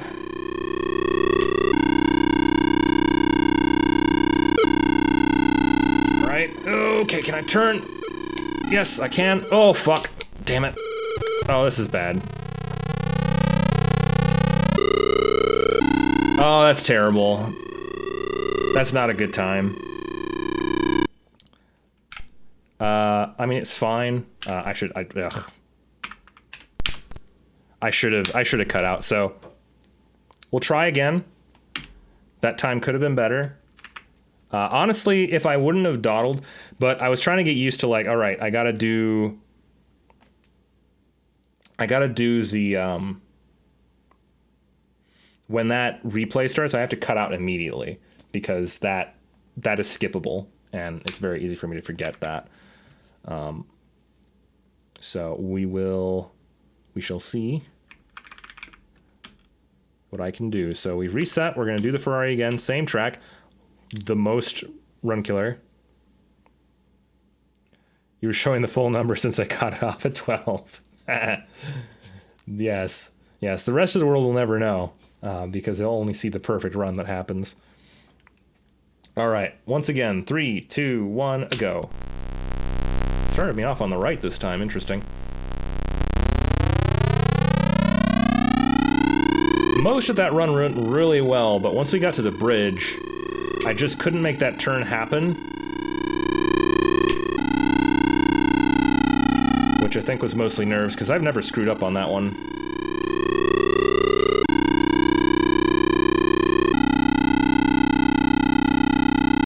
I just let off the gas a little bit there without changing gear, which is probably the smarter way to handle it. Now we can position ourselves for gear 5. I'm not pushing it any higher than that, that would be risky. Alright. And now we can push up to gear 4. Gear 3's fine.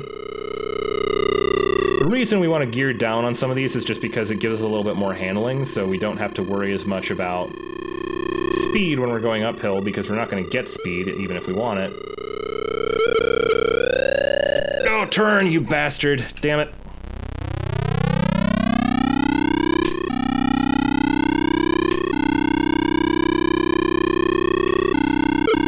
well, we've recovered well enough. Gear 4. Okay, slow it down, slow it down. Gear down, gear down. All right. That was really good. We just shifted from 4, and there it is. Okay, 119, very good. Moving forward to track California Route 1. This is the next run killer, so we're going to do it in this order. Oh, I can't do it in that order because that's not how I set up my splits.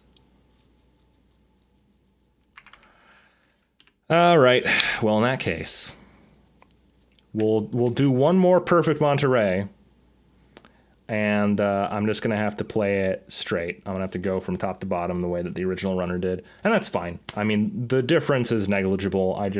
I forgot that I do have to kind of abide by the rules here. So, probably for the better, because I said a bad word during that. I don't know if that works, if that's allowed in speedruns. We're gonna say poopy butt face from now on. All right, we're on Monterey. We got Ferrari. We're gonna have to switch off Ferrari over to the Mercedes-Benz for Dobbs, San Dimas, EA, Oval, Mahomet, New York, Arkansas, and then swap back to the Ferrari for California Route 1. I'm so nervous for California because it's so late in the run and there are so many opportunities for that to screw up. There's so many opportunities for that to not go well. But here we go. 3, 2, 1, begin.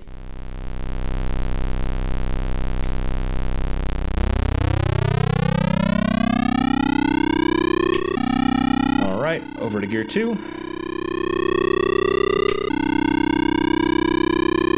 Gear 3 is safe. Cut it, down to gear 2. Gear 1. You know what, I'll even cut the turn, that's fine. Oh, I just fried my engine. Fuck. That's too much of it. That's, at this early stage, that's too much of a time loss to even bother keeping. Let's just get in there. Oh, I forgot to start the timer. Boop. That's the biggest risk. If I keep low and I keep pushing, I am going to stall out the engine, so I really need to be mindful not to live in that zone if I can help it.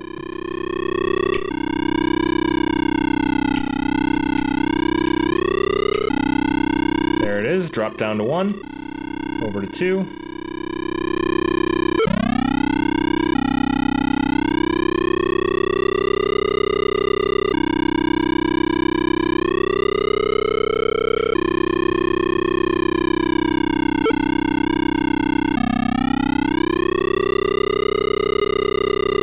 Here we are, gear 3. We're on the, I guess for whatever reason this time around, the challenging stretch. We'll maintain. Do the cut across, which, the thing about going on the dirt is it does naturally slow us down. Checkpoint speed doesn't matter, so I'm not too concerned. Regaining speed, that went well enough. I almost burned my engine there because I wasn't paying attention.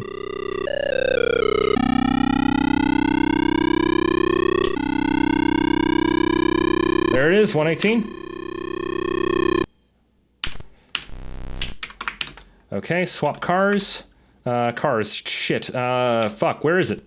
Damn it. My brain's not working. What the fuck am I doing?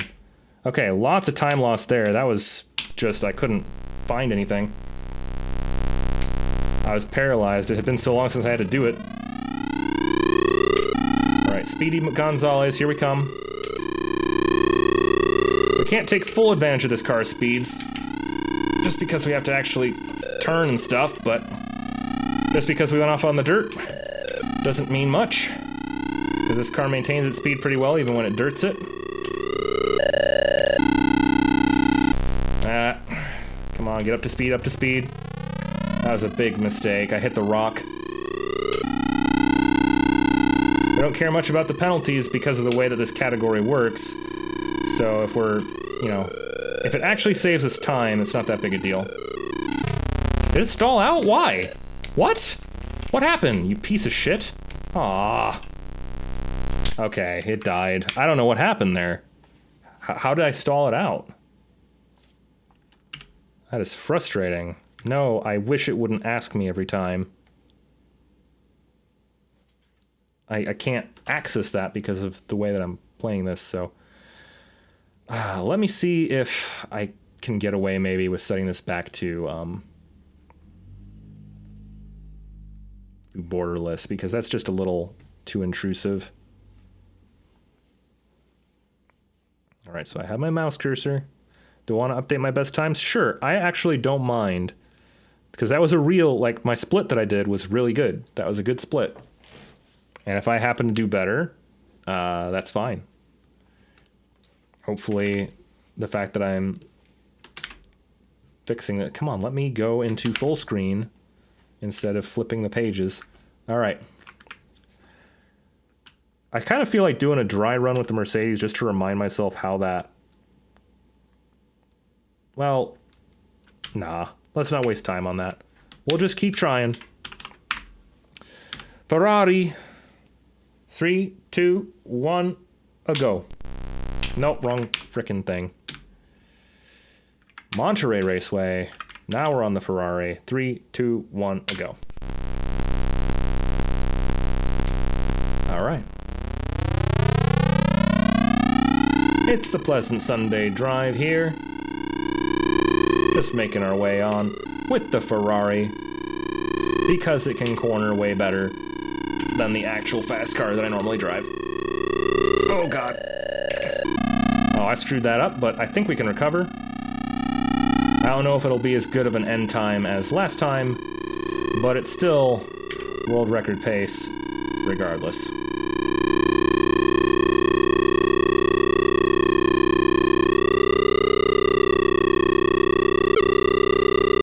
Alright. Gear 3, push it, buddy.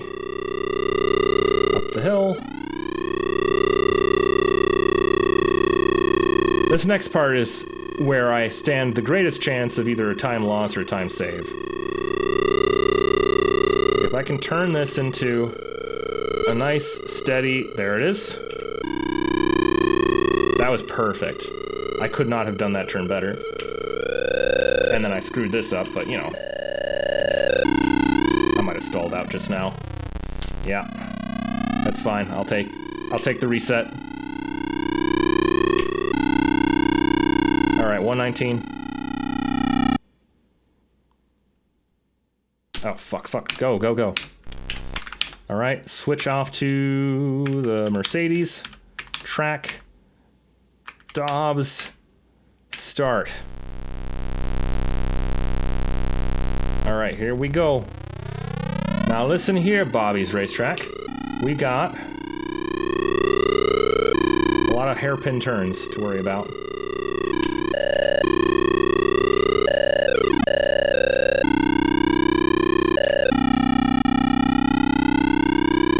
Lots of,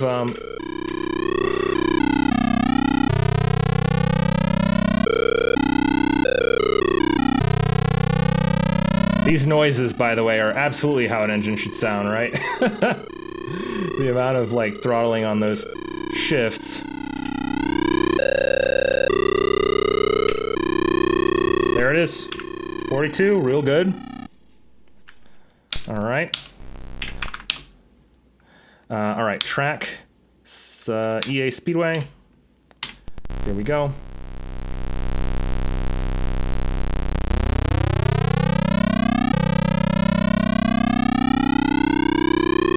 Oh, I screwed up that transition. That was a really bad start.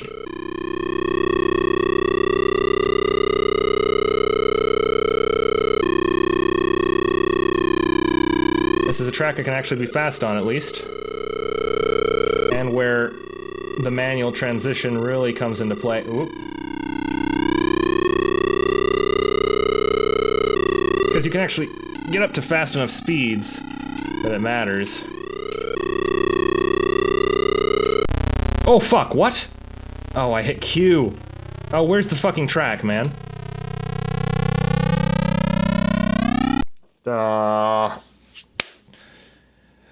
Oh, that's frustrating, man. We had a good run going. Oh well. Apparently I did really bad on Bobby's track. So... There's just a little bit of rust that I'm like, I know I can do this, but I keep screwing up in menus or doing other, you know, just the aspects that I don't really think to practice because I think of them as inconsequential, and then when you're doing a full game run, it suddenly matters. So, you have the right car, right? Yep, Ferrari's in. 3, 2, 1, go. It's a shame that I have to toss out that really good Monterey race, but on the other hand, I apparently did not do as good as the time I reset, but I think that was because I stalled out at near the end. If I hadn't stalled, maybe. Oh, that was probably... Yeah, that's botched. Alright. Once again. 1, 2, 3, go.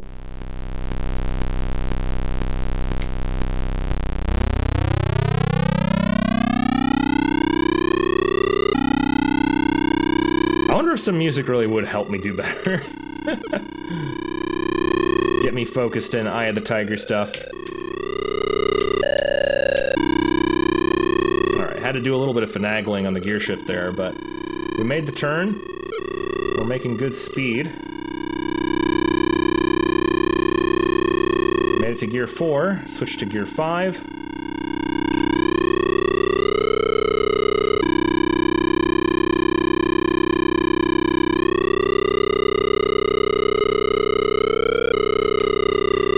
For the gear 3 for the control here.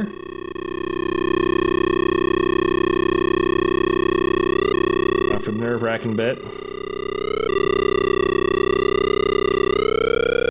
Get on the ground! Oh, you piece of shit. I hate that. Oh, it's so... Where do you put me, you piece of shit? Neutral? Sometimes when you hit Q, it spawns you in just, like, the randomest places. This is a... I have a lot of fun playing this game, but it's not a good game. There are so many problems with just what it's supposed to do and what it actually does, where it just doesn't align. In that instance, it decided to spawn me on top of the bridge because my car was under the overpass. It's like, you're going to be on the overpass now. Why? That's not the track. So... Alright, attempt number, I forget, 19 it would seem. 3, 2, 1, go.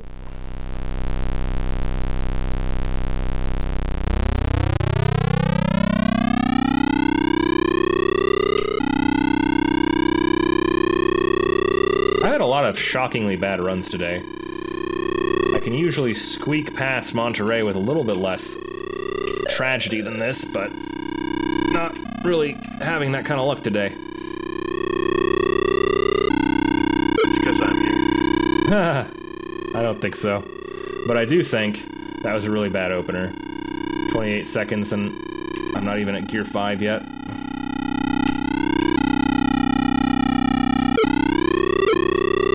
Alright, gear 3. 41 seconds. Probably not hitting my record here, but I can still beat the world record. World record is at 127, regardless of what my split timer says.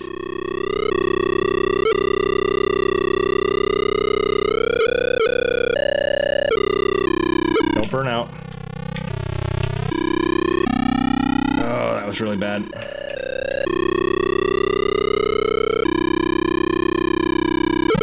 Get on the ground. Turn. Okay. Made the turn. We're surviving. Okay, we landed. Okay, there's the thing. Why is it frozen? Okay. Okay, we made it to Bobby. Mercedes. Track. Dobbs. Go. Yeah, 128. Really? 128? Oh, no. I'm somehow 1 second slower than their usual time on that attempt. So that wasn't a very good Monterey. But at least we finished it.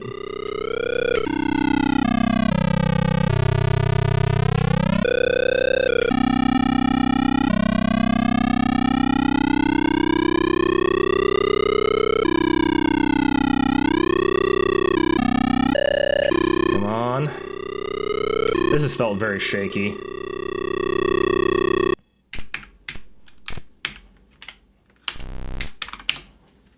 All right, we're on to the O. Track, come on. That's not the O. What? It gave me... It double split. Oh, that sucks. I don't know what to do about that.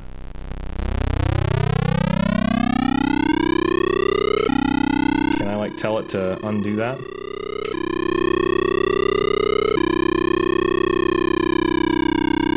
I don't know what the fuck my split timer's doing. That sucks, though.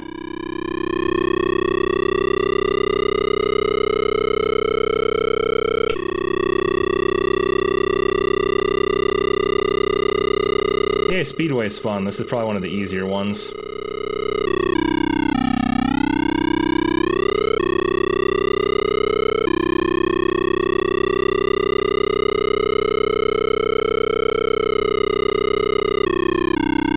I want to hit the split timer, but now it's fucked, you know? I don't know what to... I'm probably just going to stop it here. There were times that I could have improved, and frankly, I want to understand what I can do to better control the timer, because it's just... It's too much hassle, and there's got to be a better way, so I'm just going to temporarily do this. I'm also going to probably kick on... Oh, where's my music? There it is. I'm just gonna do this so that we have both. Okay, so things that are going on. Settings, controls. So I can undo a split by hitting number pad 8. Okay, that is what I wanted to do, but did not know how to. So numpad 8 is undo. I can reset with 3. And I can skip a split with numpad 2, so that's what happened there. Okay. So I want numpad 8. I honestly feel like the likelihood that I want to skip a split is a lot lower than the likelihood that I would want to undo one. So I'll set that for 2. And I'll set this for 8. Okay. That makes more sense to me. Going forward, that shouldn't happen anymore. Now, how do I get this game to come back to me? There we go.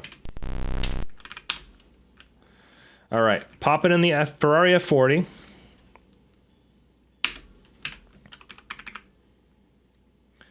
And going back to Monterey.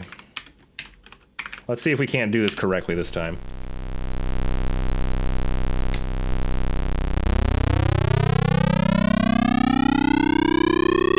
Man, this is some Sunday driving music for this race. Oh, I didn't even start my timer. God damn it. All right, one more time. 1, 2, 3, go. Why did the timer start and the race didn't? I'll never know. Let's try that again. 1, 2, 3, go. All right. Good start.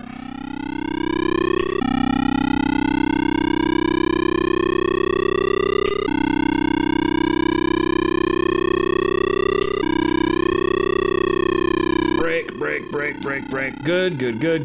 We retained our gear, so that was a really good turn. Kicked to 4th into that curb, and we're at 25 here. This is a good time.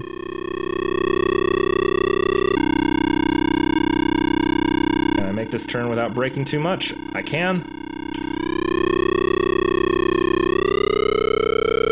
I made it to 3rd gear over here without spinning out. This is fine. Real good Monterey so far. Don't keel on me. Oh, you bitch. Oh, I can't believe it did that to me. Wow. I lost everything there.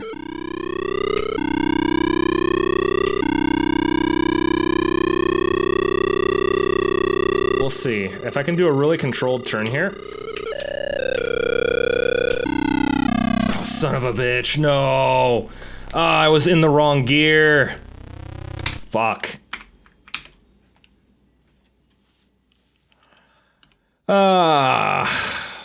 Struggling today. I promise we'll see the other tracks eventually. I did say, though, I did warn, Monterey Raceway is the single biggest run killer. If I can get through Monterey and not fuck with my... Oh. Did I freeze?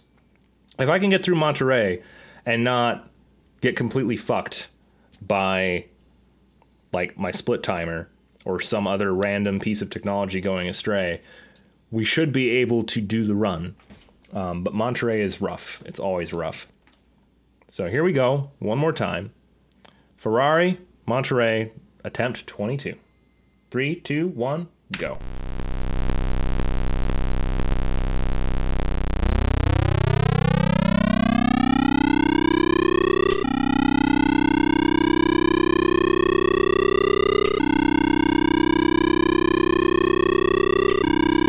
All right, probably a little fast.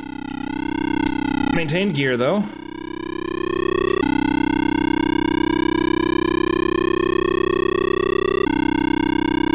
Getting a real feel for the Ferrari, which is great except for the part where I only drive the Ferrari for 2 tracks.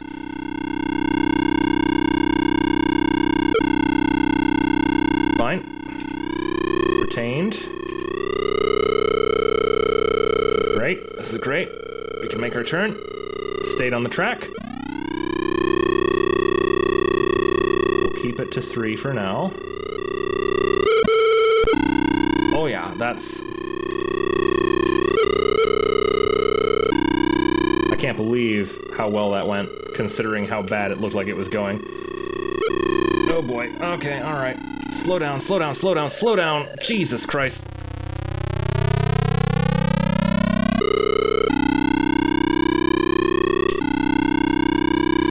I think that's record time for me. Alright, Mercedes, track, Dob, please. In we go. Yep, that was 1 second faster than my fastest ever. Real good. I gotta be careful here not to overcorrect.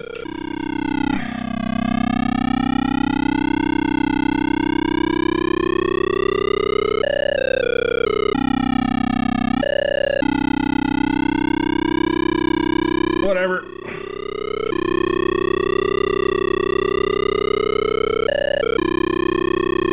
Come on. Get in there. Landed it. 36, not bad.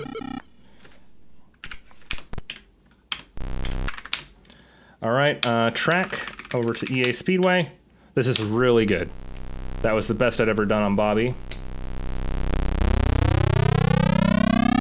And it was 5 seconds faster than the record.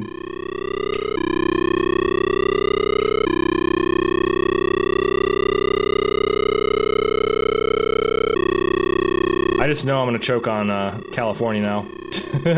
After having everything else go so perfectly.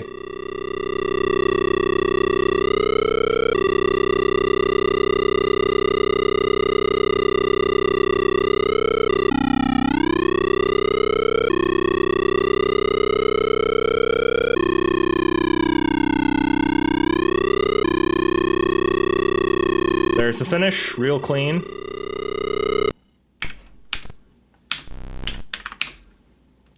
Alright, track on oval.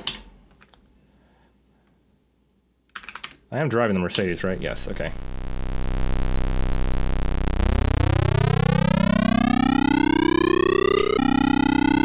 I almost forgot how oval works, because it's been so long since I've seen it.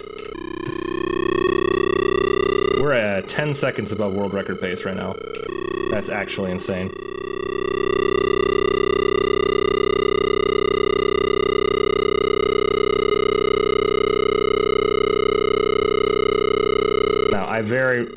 Whoa, that was weird. I've never really botched a run of oval, but there is like a slight % chance that if I wiggle just too far into the curb, it'll send me into the stratosphere, and that could absolutely kill my run.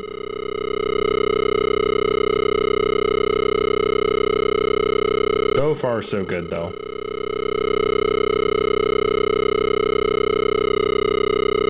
Deep control. Deep breaths. Don't get overexcited. Yeah, I need this mist music right now, actually. This is good. Stay calm in. Going 300 miles an hour. Well, 250, I suppose. Nice and clean. Okay. Next up, track Mahomet drag strip.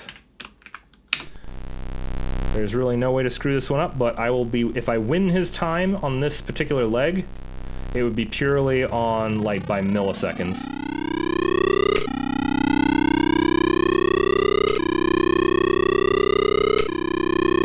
There we go.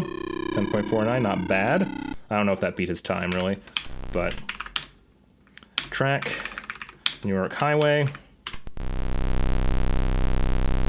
This one is a bit dangerous. Like, it's not a run killer because I don't think that the world record holder had the greatest run of this one either, but you basically have to live in gear 2 and gear 1 for the most part, or you're just going to be going way too fast. You'll lose all control. This is one where just being careful and slow is going to pay off a lot more than going fast. Just living in gear 2. Nuzzling that throttle ever so slightly. Okay, I'm going a little too slow now. But that's precisely why. Because the likelihood of that happening and being really bad is too high. I would rather eat it right there. I split a little early, but that's okay. Okay, Arkansas is a long one. Here's the long leg. Not counting the few seconds lead time that I had there because I accidentally split too earnestly. That is still a 40-second lead time. That was a really bad turn. That's okay.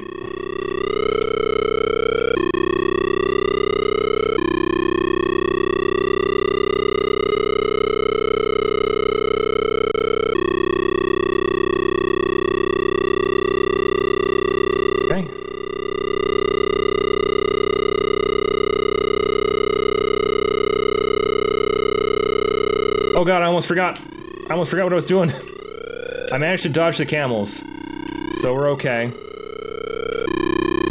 Don't ask why there's camels in Arkansas. Ace Ventura. Ah.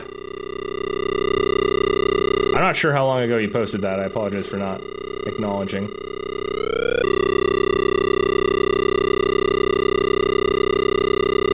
God, how does that even go? It's like, well, okay then. Like, that's kind of his thing, right? What the hell happened? I just lost. Well, alrighty then. Well, alrighty then. Yeah. Looks like we're gonna be doing Arkansas's 10-minute long trail then.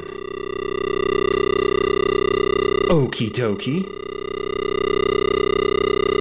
Well, we're just gonna have to stick to gear 4 for a while then, since we're off-roading. This is gonna add like a several thousand-second penalty to the final score count, by the way, because you're not supposed to drive on this road.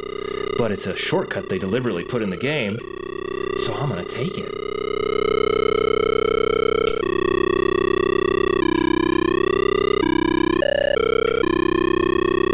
And as we round the bend, we get to go super duper fast. This is, by the way, the worst part of the Arkansas Trail.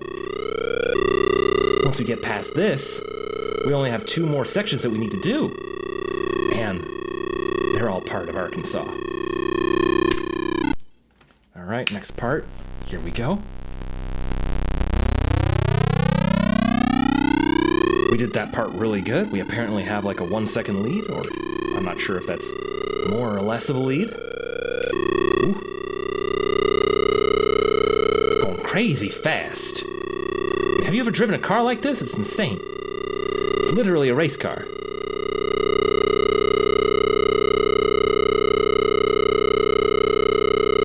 Oh yeah, so good. That sound right in the nasal cavity. This is probably why I had a migraine the other day.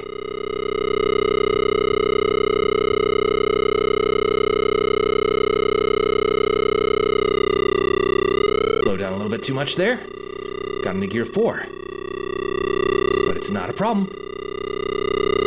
We still got it.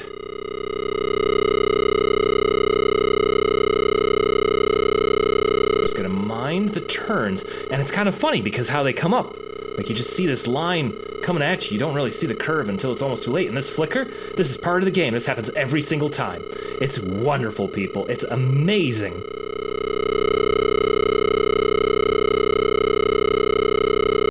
It's just awe-inspiring. You see these flickering, flashing lights, and you wonder how you can even be playing a video game right now.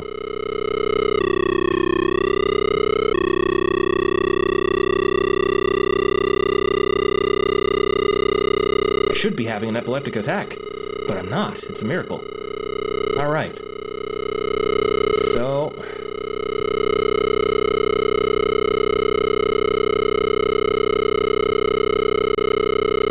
we're maintaining great speed here, 249 miles per hour.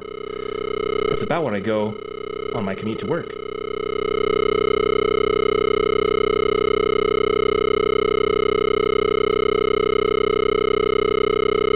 If anybody knows, by the way, what the actual, like, top speed of a car in 2023 is, like, the fastest ever right now, let me know, because this is pretty fast. All right, there's the split for the second part. We're still 19 seconds ahead.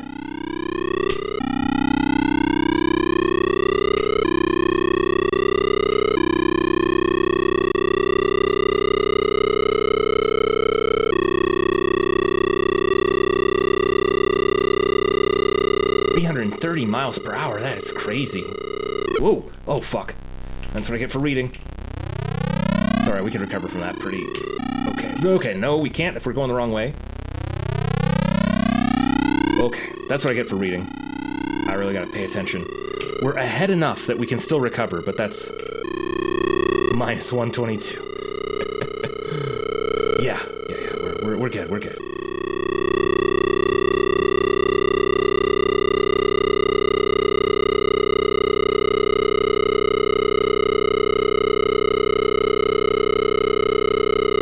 That can go away in an instant if I screw it up, man. I also need a lot of leeway for California. That one could really go sour.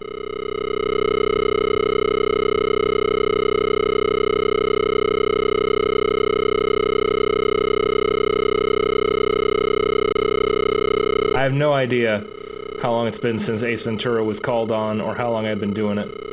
But I'm going to call it there because I'm starting to feel the need to focus. Oh, fuck me.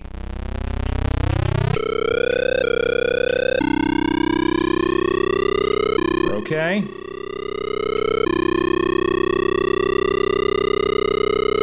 Alright, there'll just have to be a parental advisory on this particular speedrun because I can't not react impulsively when something goes wrong.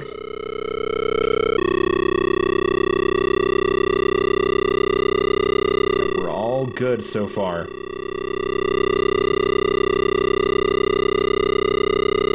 Keep the flow going. This is probably the worst I've ever done on segment 3 of Arkansas, though. Quite bad. Alright, total results. Very good. Alright, get past it. Next up, what is the track? California. Alright, California it is. Car has to swap. We're moving over to the Ferrari. This is the big one, guys. The one that I'm super scared of.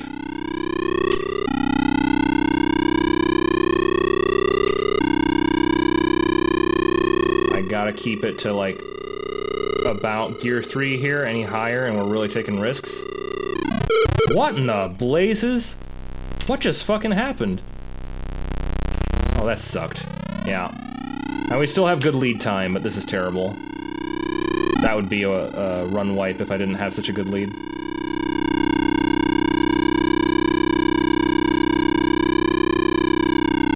This game's physics are pretty silly.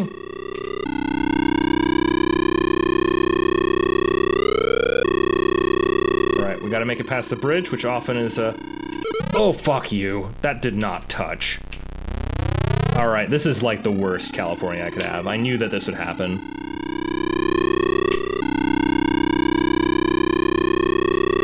I knew it would happen. I just gotta keep controlled because there is still one more fail point here. And it would be pretty bad if it triggered. I gotta mind these hills because anytime you go over a hill and crest, you have the potential to send your car flying. So like, gear 4, gear 2 is probably safest at this one. And I think we're safe on gear 3 the rest of the way. There it is. Alright. Alright. Track. Last one. Autocross, switch over to the Mercedes, and start. Alright. Now I'm going to employ a trick here that the speedrunner who previously did this game did not, which is doing a little like that, and then like this. Time.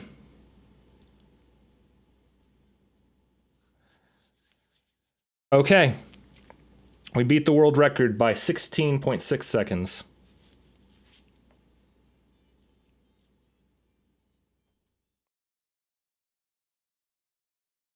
If California had gone better, that would probably be more like 25, 30.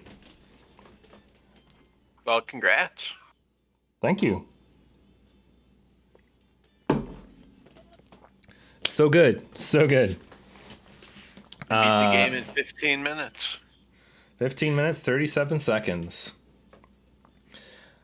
Now, obviously, in-game timer is a different story. There is a different category that no one's done runs for this game, where it tries to go by the in-game timer, which would mean not taking the shortcut in Arkansas, not cutting out most of the autocross race course, you know, just in general, playing the game more authentically.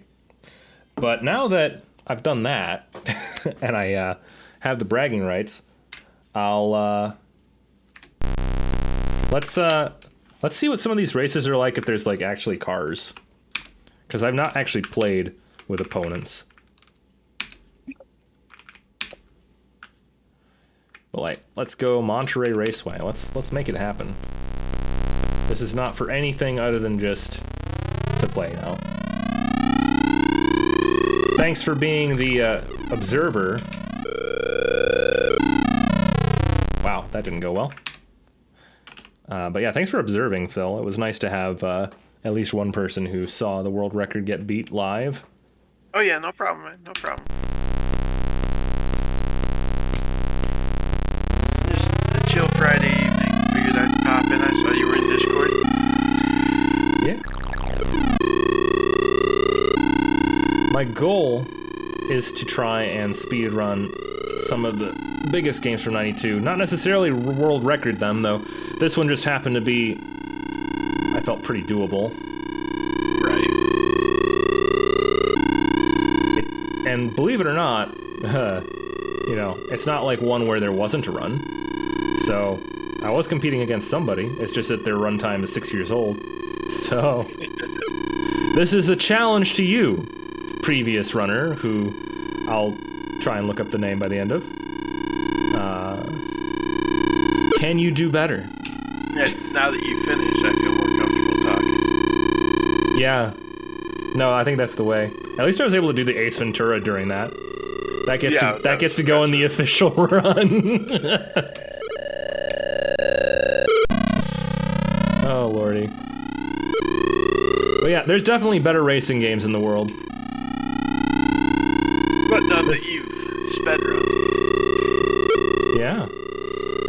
Now that I've sped run it, I can move on to other things, like, potentially Word Rescue, which is another game released in '92 with some run potential. There's got to be some. I mean, there's tons of games that technically don't have runs, and I could just, you know, be like, look at that, 15 hours, world record. Dude, go speedrun Kirby Dream Land. Kirby Dream Land? That came out in 92. I think I just accidentally hit the undo button on my splits, which is a little annoying, but that's okay. It'll, we have the recording. We have the proof. Also, Sonic the Hedgehog 2 came out in 92. Sonic the Hedgehog 2.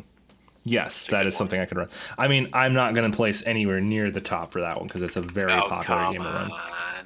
Come on. Do you know how many people run Sonic and can beat that game in less than 40 seconds? I mean, the any percent for that is crazy because it's a lot of bugs, you know? Exploits. Yeah, like the speedrun for Donkey Kong 64. Yes. And if somebody else wanted to challenge the speedrun, there are some ways they could very easily beat my time by simply ignoring the track and finding some good carve-outs in the dirt where you can probably save time. Yeah, like if you can cut across a bunch of this without crashing, I'm sure it's faster than actually following the course. What the?